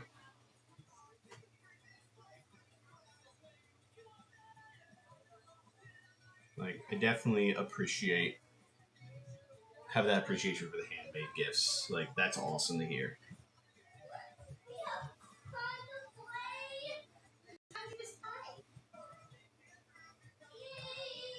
But good for you for learning. That's awesome that you took the time to learn that and have that skill now. Hmm? Where are you over there?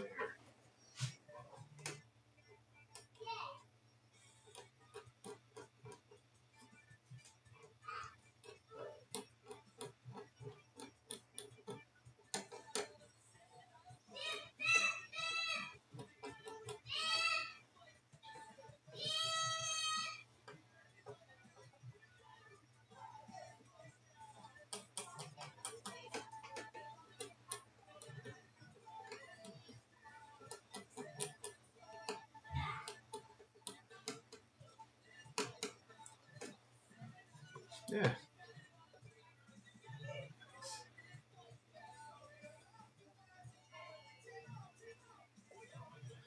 Oh man, where there's my image. How to get back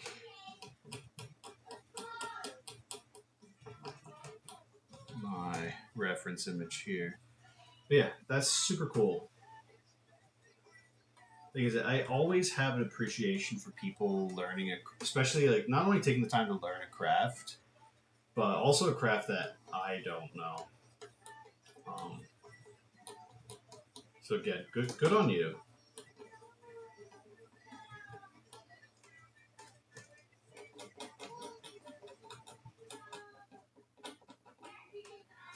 I feel like, especially in like the craft world, like fibers, like I don't know. I feel like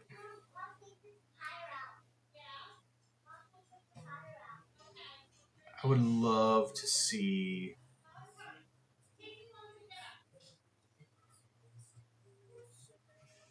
This sounds weird because like I know like obviously guys, the representation of males are a lot more prevalent in the art world, and like minority voices need to be highlighted, but I also know like men and like doing fibers is so minimal. Like I know I'm one of the few, if one of the few male artists that incorporate fibers into my work. What am I drawing? Currently, I'm working on this lion skull right here, which has just been giving me trouble. Like I cannot, I don't know. The reference shot I got here, like the skull is very much a lot more detail than I think I'm able to get. So I've just been fiddling all night with it.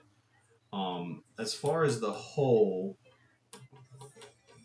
actually, right now, currently I'm just using like my X-Acto knife to kind of scratch away some extra paint that got over it.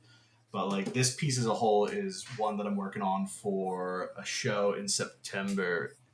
Haters over on TikTok, thanks for joining and leaving. No worries, I love it. Thanks for scrolling through. Um,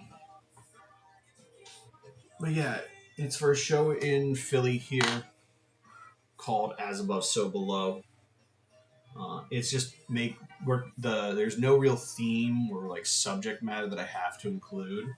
It's just a hey, create a piece of artwork that can be shown from two different angles or like can be flipped over. So you have a top and a bottom, and then you can flip it over, and it still is a cohesive piece of artwork. I actually did the same show like a few years ago. I forget when that one was. Um, Probably early. God, I can't remember. Too many shows. Um, but yeah, so I can hold it up really quick here. Try to get no glare on that. Thank you. So yeah, so like the show, it'll be like hung this way, like whatever way this side, it'll start out like this way, and then halfway through the opening, what they'll do is they'll actually take it and flip it, and then it'll hang this way for the rest of the night. So yeah, I love this show. It is so cool, and it's just it shows some real creativity with a lot of the other artists and what they bring up. So I enjoy doing it because, like I said, it's also a show that has no true theme to it. Um, it's just it has to be showcased. It has to be able to be showcased these two ways. But I also do love a good themed show, um, especially ones that are may not be what I'm thinking about at the time. Like case in point, I sent off pieces to Lori McLeod on TikTok. Welcome. But like I just sent off two pieces to Stranger Factory Gallery out in New Mexico for a circus themed show, and I would have never done anything related to a circus if it wasn't for that show and that gallery having that theme. It was like that was the farthest thing from my mind when coming up with art pieces. But then it's like, oh, that's a cool concept. Let's see what I can do with it. So I don't have any of those pictures up on my website yet because I try to save any kind of posting of images until after the show opens, and that won't be until not this weekend but next weekend. So I'll make sure I update my website then. But it's really cool. They did actually share my one of my two pieces that got sent out there on their Instagram as like, hey, this show is opening June 7th. We have two solo shows and one group show, and mine was the piece they chose to represent the group show. That was really cool to see. And I also got to double check their High Fructose magazine because they run an ad in that magazine regularly. And I want to see if they chose my piece to be part of that ad because that would be really cool. Like it's a small thing to just like I know it's not an interview or anything like that, but it's like it's that small thing to have your piece show up in a magazine like that. So That's really exciting if that took place.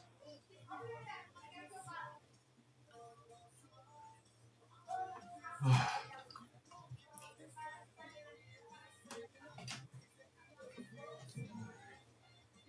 tonight, not tonight. Where's my home?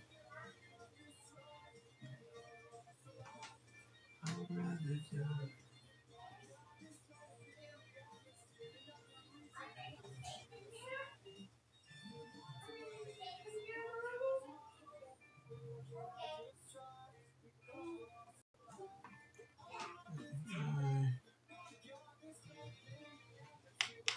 Kitty over on TikTok, thanks for joining.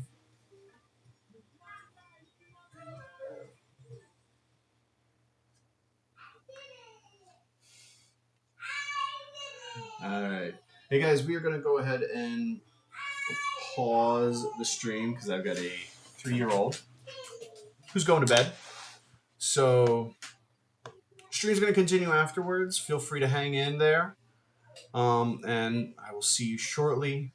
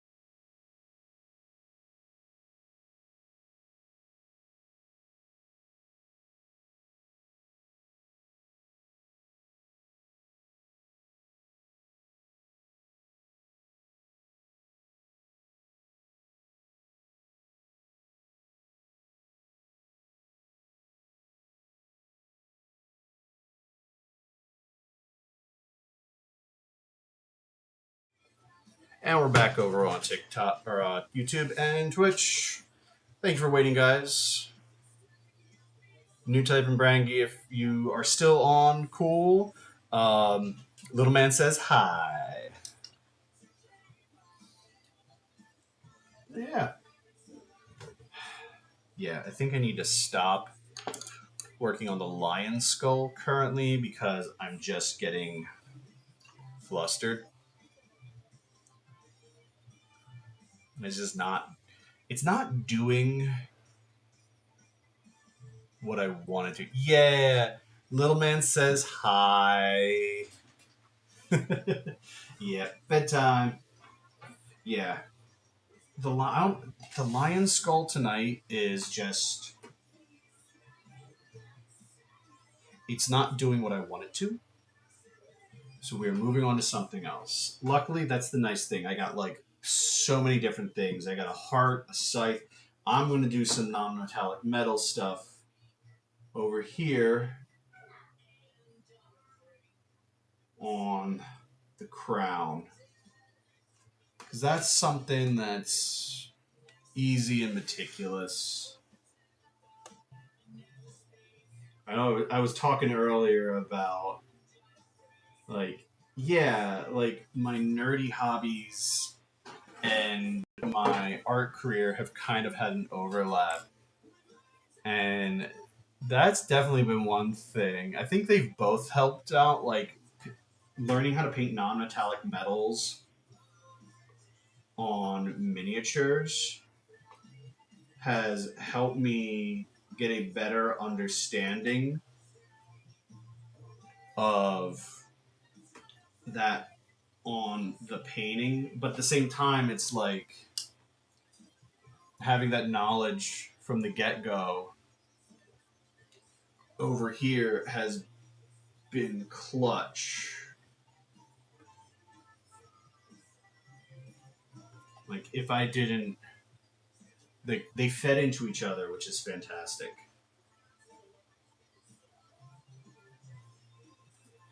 So it's really great to have those skills that cross over from one thing to another.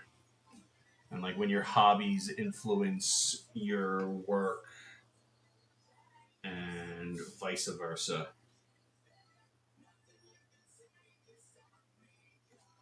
Like I actually haven't painted a mini in so long, and I'm really excited to get back to doing that because I'm really wondering how different my painting style with miniatures will evolve. Because, like I said, I haven't painted a mini in ages, so I'm excited to get back into it and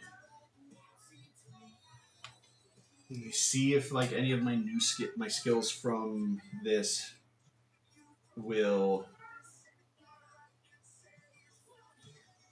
transfer over and unlock a new level.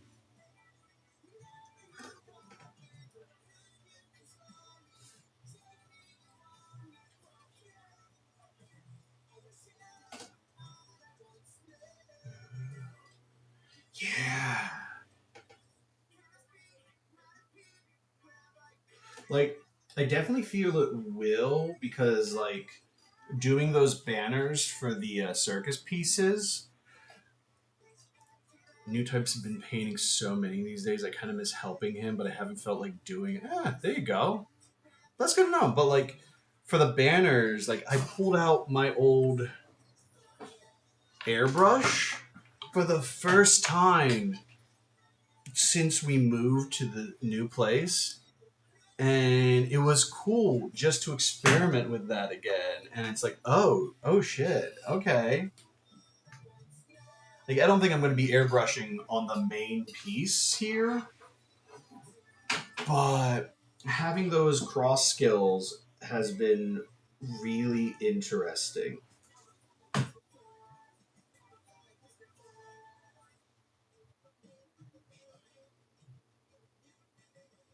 So yeah, it's going to be an intriguing thing going forward. Because I have seen a bunch of like some really cool stuff with like miniature painters when they do like their dioramas. Yeah, they'll actually paint full on backdrops for the diorama miniatures, and I'm like, that's badass.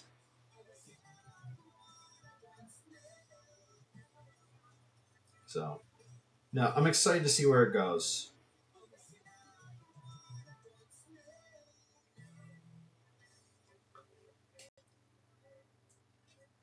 Yeah.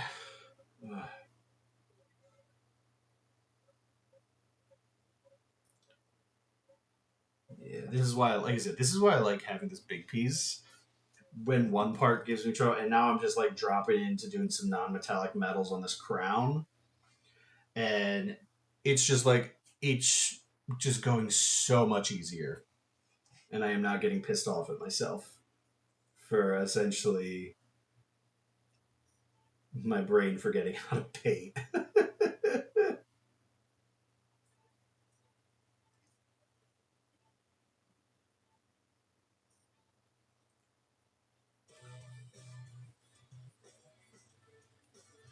You guys will appreciate the crown that I'm putting on this guy. It's definitely heavily influenced by Aragorn's crown that I think he wears in Return of the King. I think that's the one he gets in. Like we actually see him in his full regalia, but it's definitely got that kind of shape to it. Like when I was looking up references, that's one. I didn't want to just be like the stereotypical like look at the points and the thing. So it has like these more leaf shapes to them. Like I said, very reminiscent to Aragorn's crown that he wears in the movies, obviously.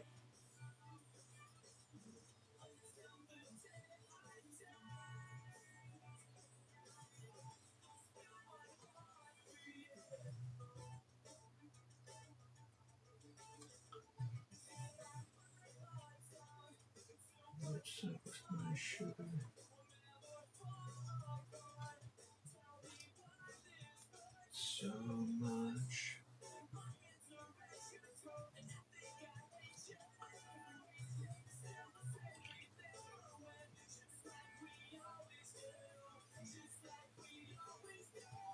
I was away from you and came back and talked Crown of God. Yeah, so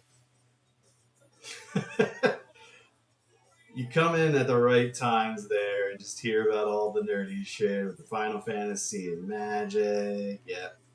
Nah, the I was just talking about how I've been struggling painting the skull, the lion skull on this guy, so I'm just moving to different parts. Oh, by the way, if you did step away earlier, Little Man says hi. So I was telling him I was chatting with you guys on the stream. Um, but yeah, when I was doing some research for I have like a death character and I have a royal figure here, hence the lion skull. But it's a definitely a king who has been slain. He's eventually going to have swords coming out of his back, which you will actually see the blades coming through the front. I haven't worked on that part yet. But one of the big inferences, yep, I will let him know you say hi tomorrow because it is bedtime. Um, One of the big influences I was coming back to was the Crown of Gondor. Is just like because I like the overall shape of it. It's not a what I would call a stereotypical um, crown shape. Um, like I know, like it has like multiple little points and everything. To be fair, a lot of what was it?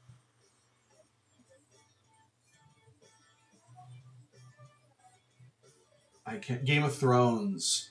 When I was researching crowns, a lot of those came up, and I do like the looks of them. But a lot of those are a lot more interesting. But like, I liked the pattern and the motif that the Crown of Gondor had, with like that main central like almost leaf shape at the front.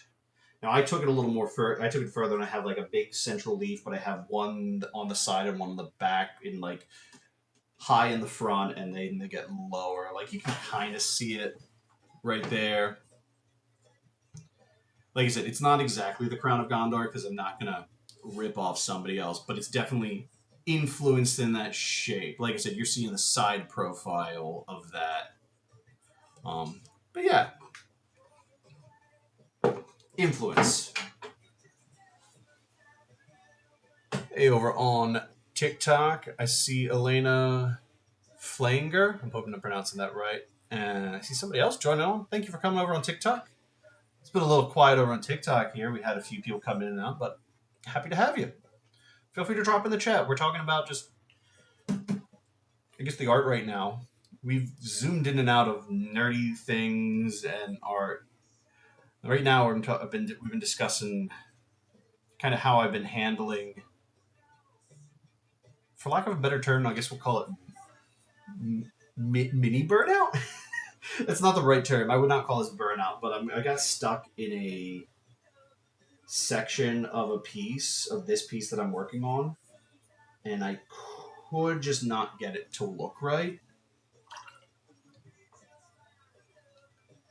And I will have to look that Crown of Gondor is based on Numenorian heraldry within Lord of the Rings. Like I said, I do not know enough of that, and I will have to look that up. But that sounds awesome.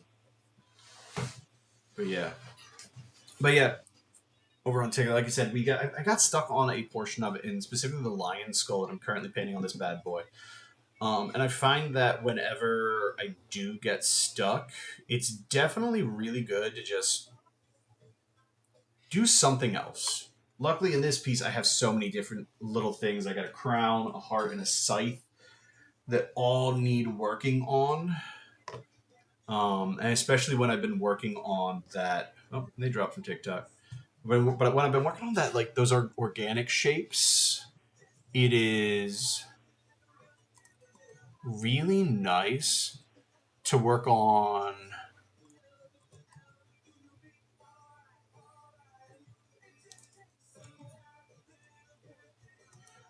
something that is a little more like structured. So yeah, okay.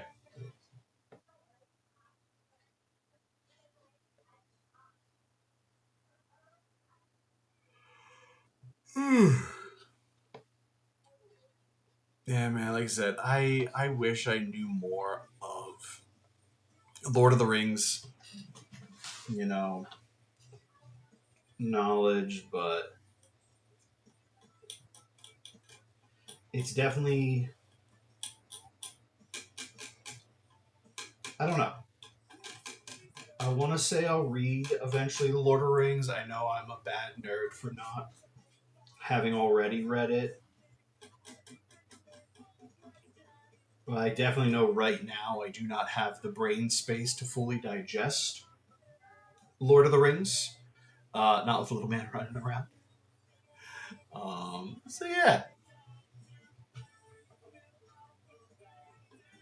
but I will get there. I like my more. I'm definitely more into my popcorn horror reading at this stage in the game because it's a hell of a lot easier to digest. Where the fuck? If only you knew multiple. I know. Well, that is the benefit of that. But I do enjoy the actual reading of it.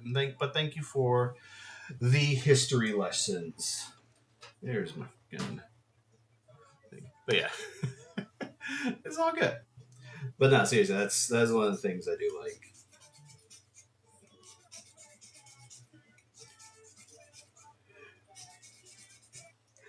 Because it's definitely like whenever you're talking about Middle Earth strategy battle game, man.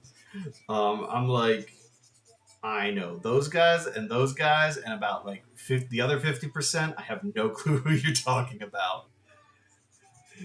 But it's all good. Like I said, this is why I have you to educate me.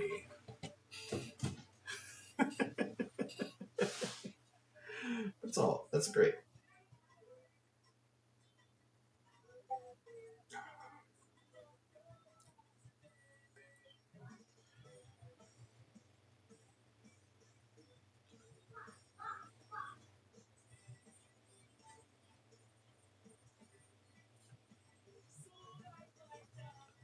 But yeah, honestly, just reading yours, that's what you get for having. I know. I get it. Oh, no, he's great. Oh, I can show this.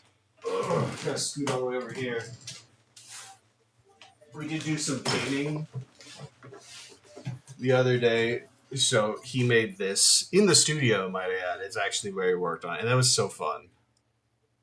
Like he did the background, all the teals and stuff with mommy doing some painting. And then I have a bunch of like acrylic paint markers that I just let the kid go to town and he had a blast. So we have to figure out whether this is staying at home or it might go to mommy's office so she has more artwork at the office. But luckily, because these are like canvas panels, um, they take a frame really easily. But it's cool. It's cool just to have him in the studio here with me sometimes and just do this stuff. And I love it. Like, I'm not expecting him to become an artist. Like, that is not the goal here. But seeing him have. Thank you. I will let him know that you mentioned that. Um, if you need art for the apartment, let me know. His commission rates are pretty great. I mean, right now he survives on snacks and snuggles, so get the commission rate while it's nice and forgiving. So yeah, if you have any colors you want, just give me the heads up.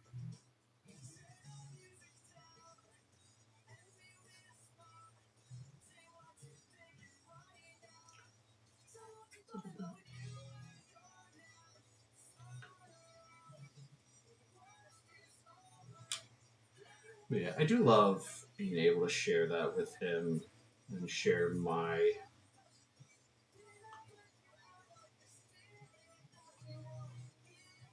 awesome. Just share that love that I of art with him. It's been really nice. To conclusion. Yeah.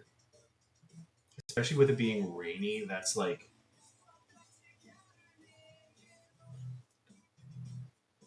perfect time to do this kind of stuff.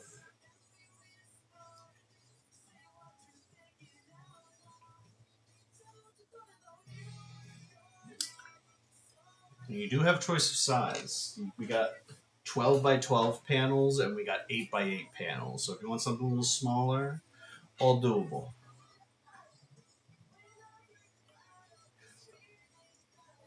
And I'm sure he would love to do it as well.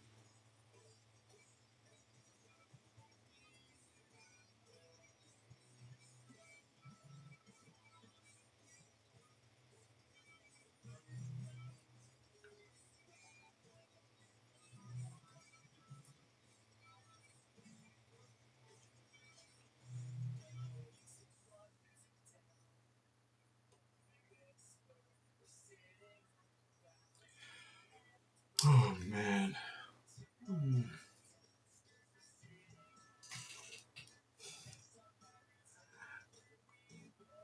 Alana, you're coming in and out of the live. That is too funny. Awesome. I will let him know so he can start figuring something out. But yeah.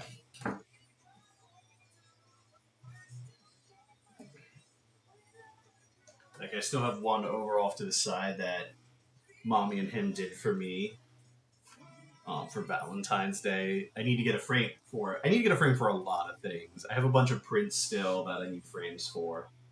But yeah.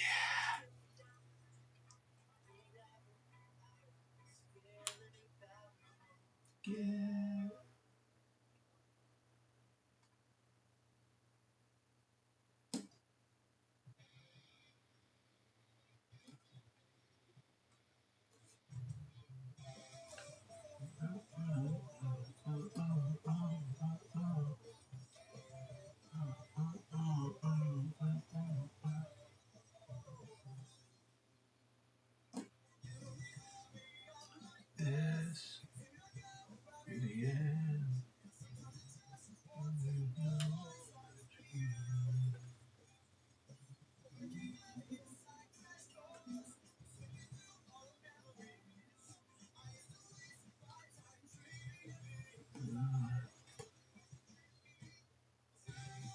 Lights and turn shadows.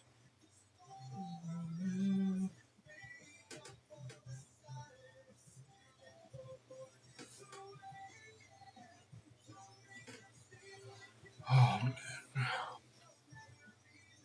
we are getting 8:07. How long have we been shooting? 2.5 hours. That's an awesome time.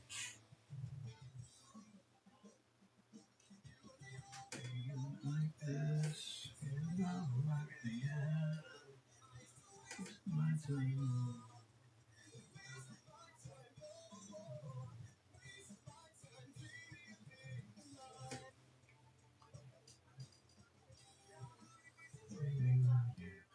Off the lights and turn on my shadows.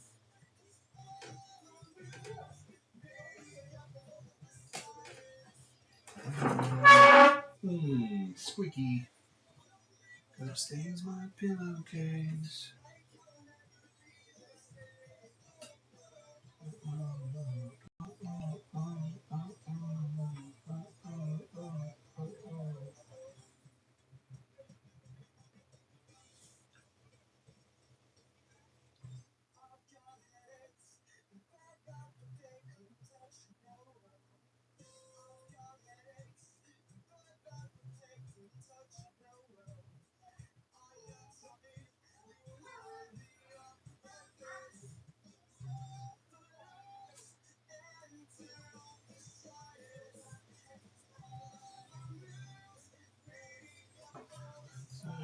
eyes.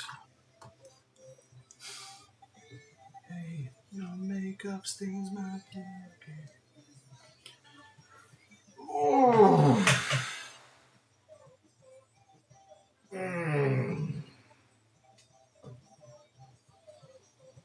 Oh man.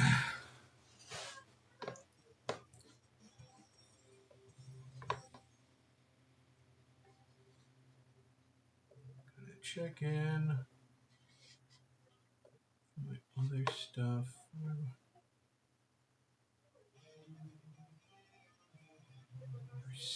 75%. Awesome.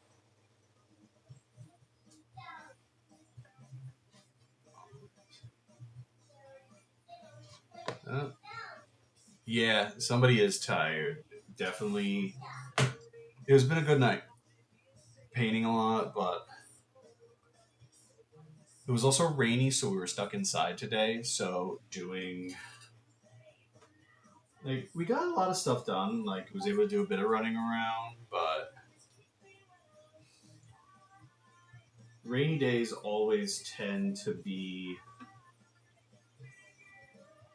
the worst when it comes to trying to figure stuff out because we're kind of limited. Like, can't go to the parks. We can't do any of that.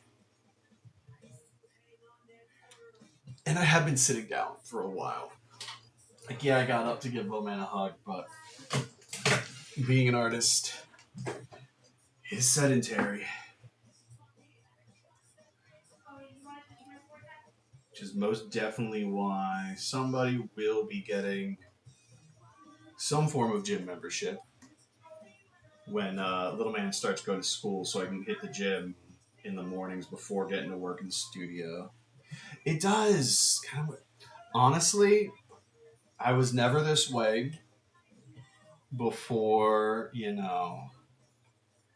uh, I started dating and married a certain somebody, but I know her weather sensitivity was a big thing, and I'm like, oh yeah, that's a thing, and now I get it too, and it's weird.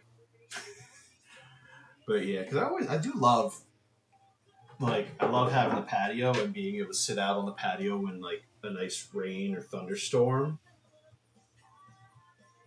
But yeah, there's definitely days where I'm like, I am getting a headache or I am getting tired, and this weather sucks because of that. But I do love a nice thunderstorm in the middle of the night when I am sleeping because that's always great to go fall asleep to. At least that way I'm in bed, so being tired there is perfect.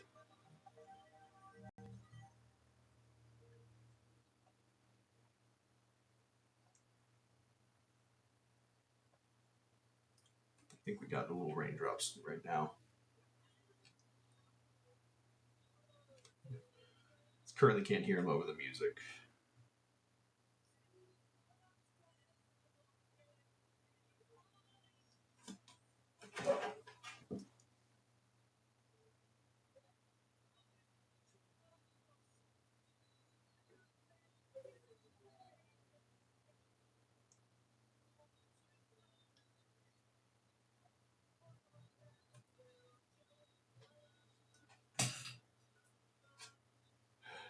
Pounding headache yesterday. Today was pretty chill. I wasn't productive today, but tomorrow's.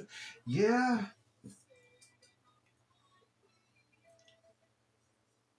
I hear you. I also remember you said you had jury duty coming up too. So did that happen, or is that coming up? That's never fun.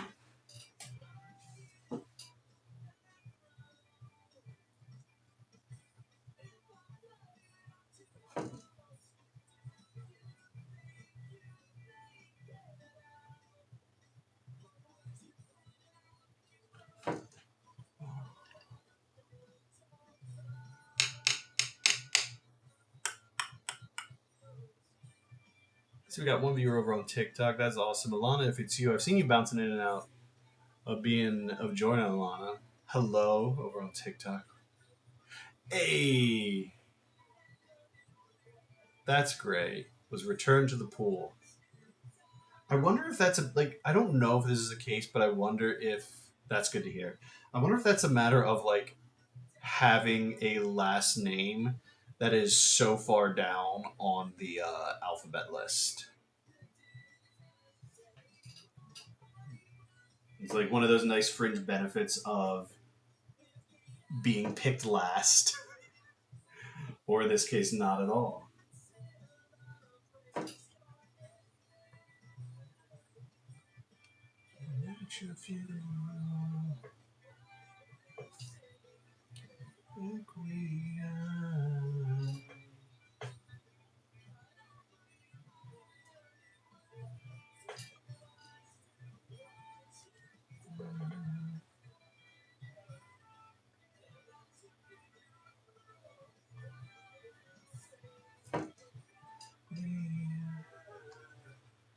Yeah, I know. It has been. I have yet to do Philly jury duty for any of that. Like, and yeah, I get it, man. I'm right there with. I know it would. It's a nice thought, but yeah, apparently, sadly, not. Like I've been lucky enough that being the main caregiver for little man has gotten me out of both times of doing jury duty. Because I think the last, like, recently they wanted me to do it this year, and then it was like, I am the main caregiver for that, for little man, so I really can't be, doing that. So I got out that this time, and I think the last time was actually the year little man was born.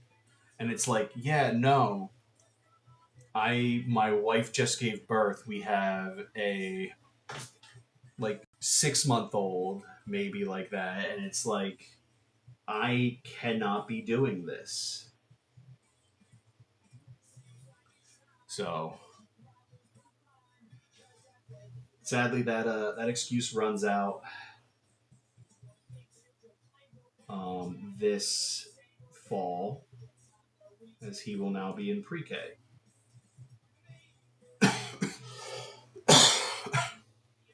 But hey, it was a good ride while it lasted.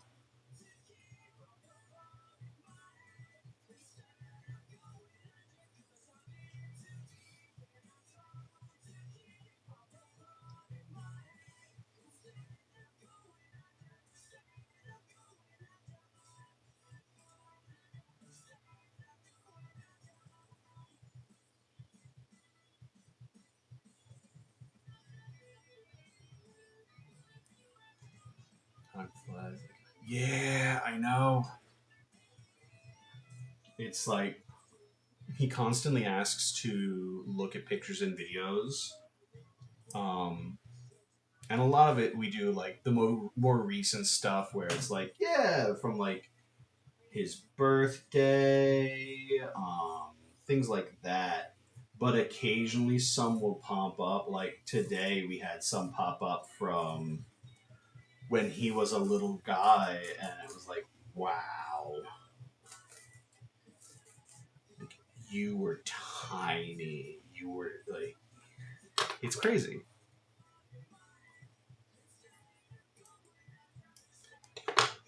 And like, he's already 3 feet tall, which is like over 3 feet, I should say, which is insane. Still don't understand that, but somehow that happened.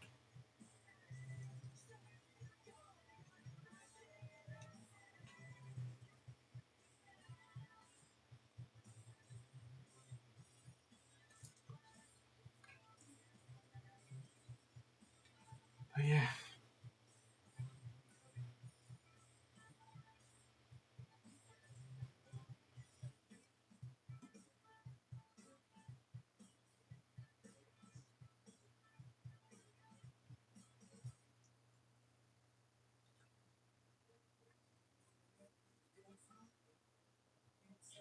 Mastodon.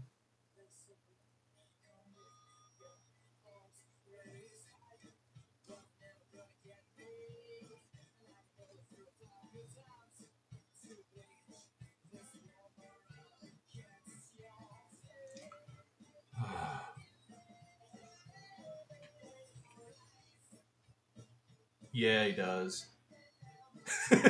That's awesome. I love that. I absolutely love that. I know when we were coming home from your guys' place this past weekend, Nikita was telling me how much it was like.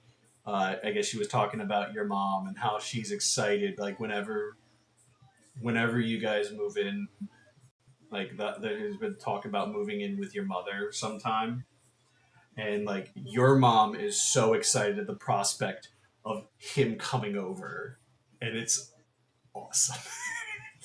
Turn down the music.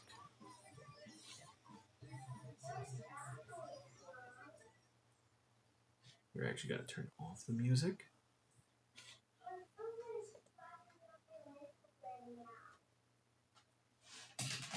But yeah, that's fantastic. That's awesome to hear. That is so great.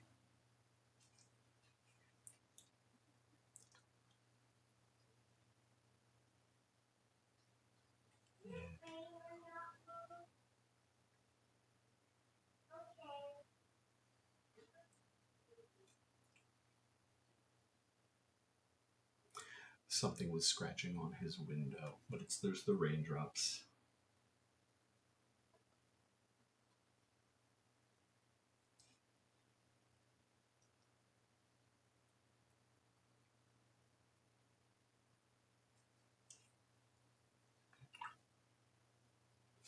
That's great.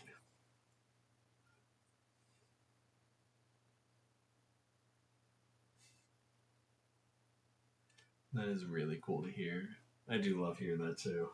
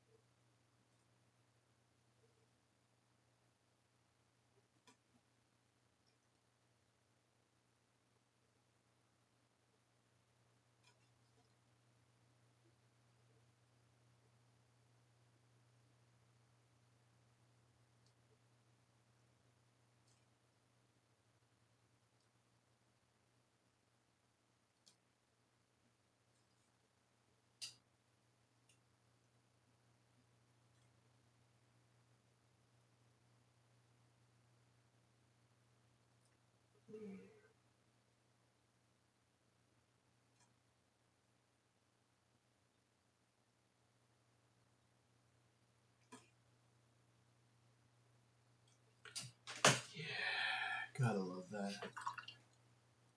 Mm, I think we're gonna cut the stream there, guys.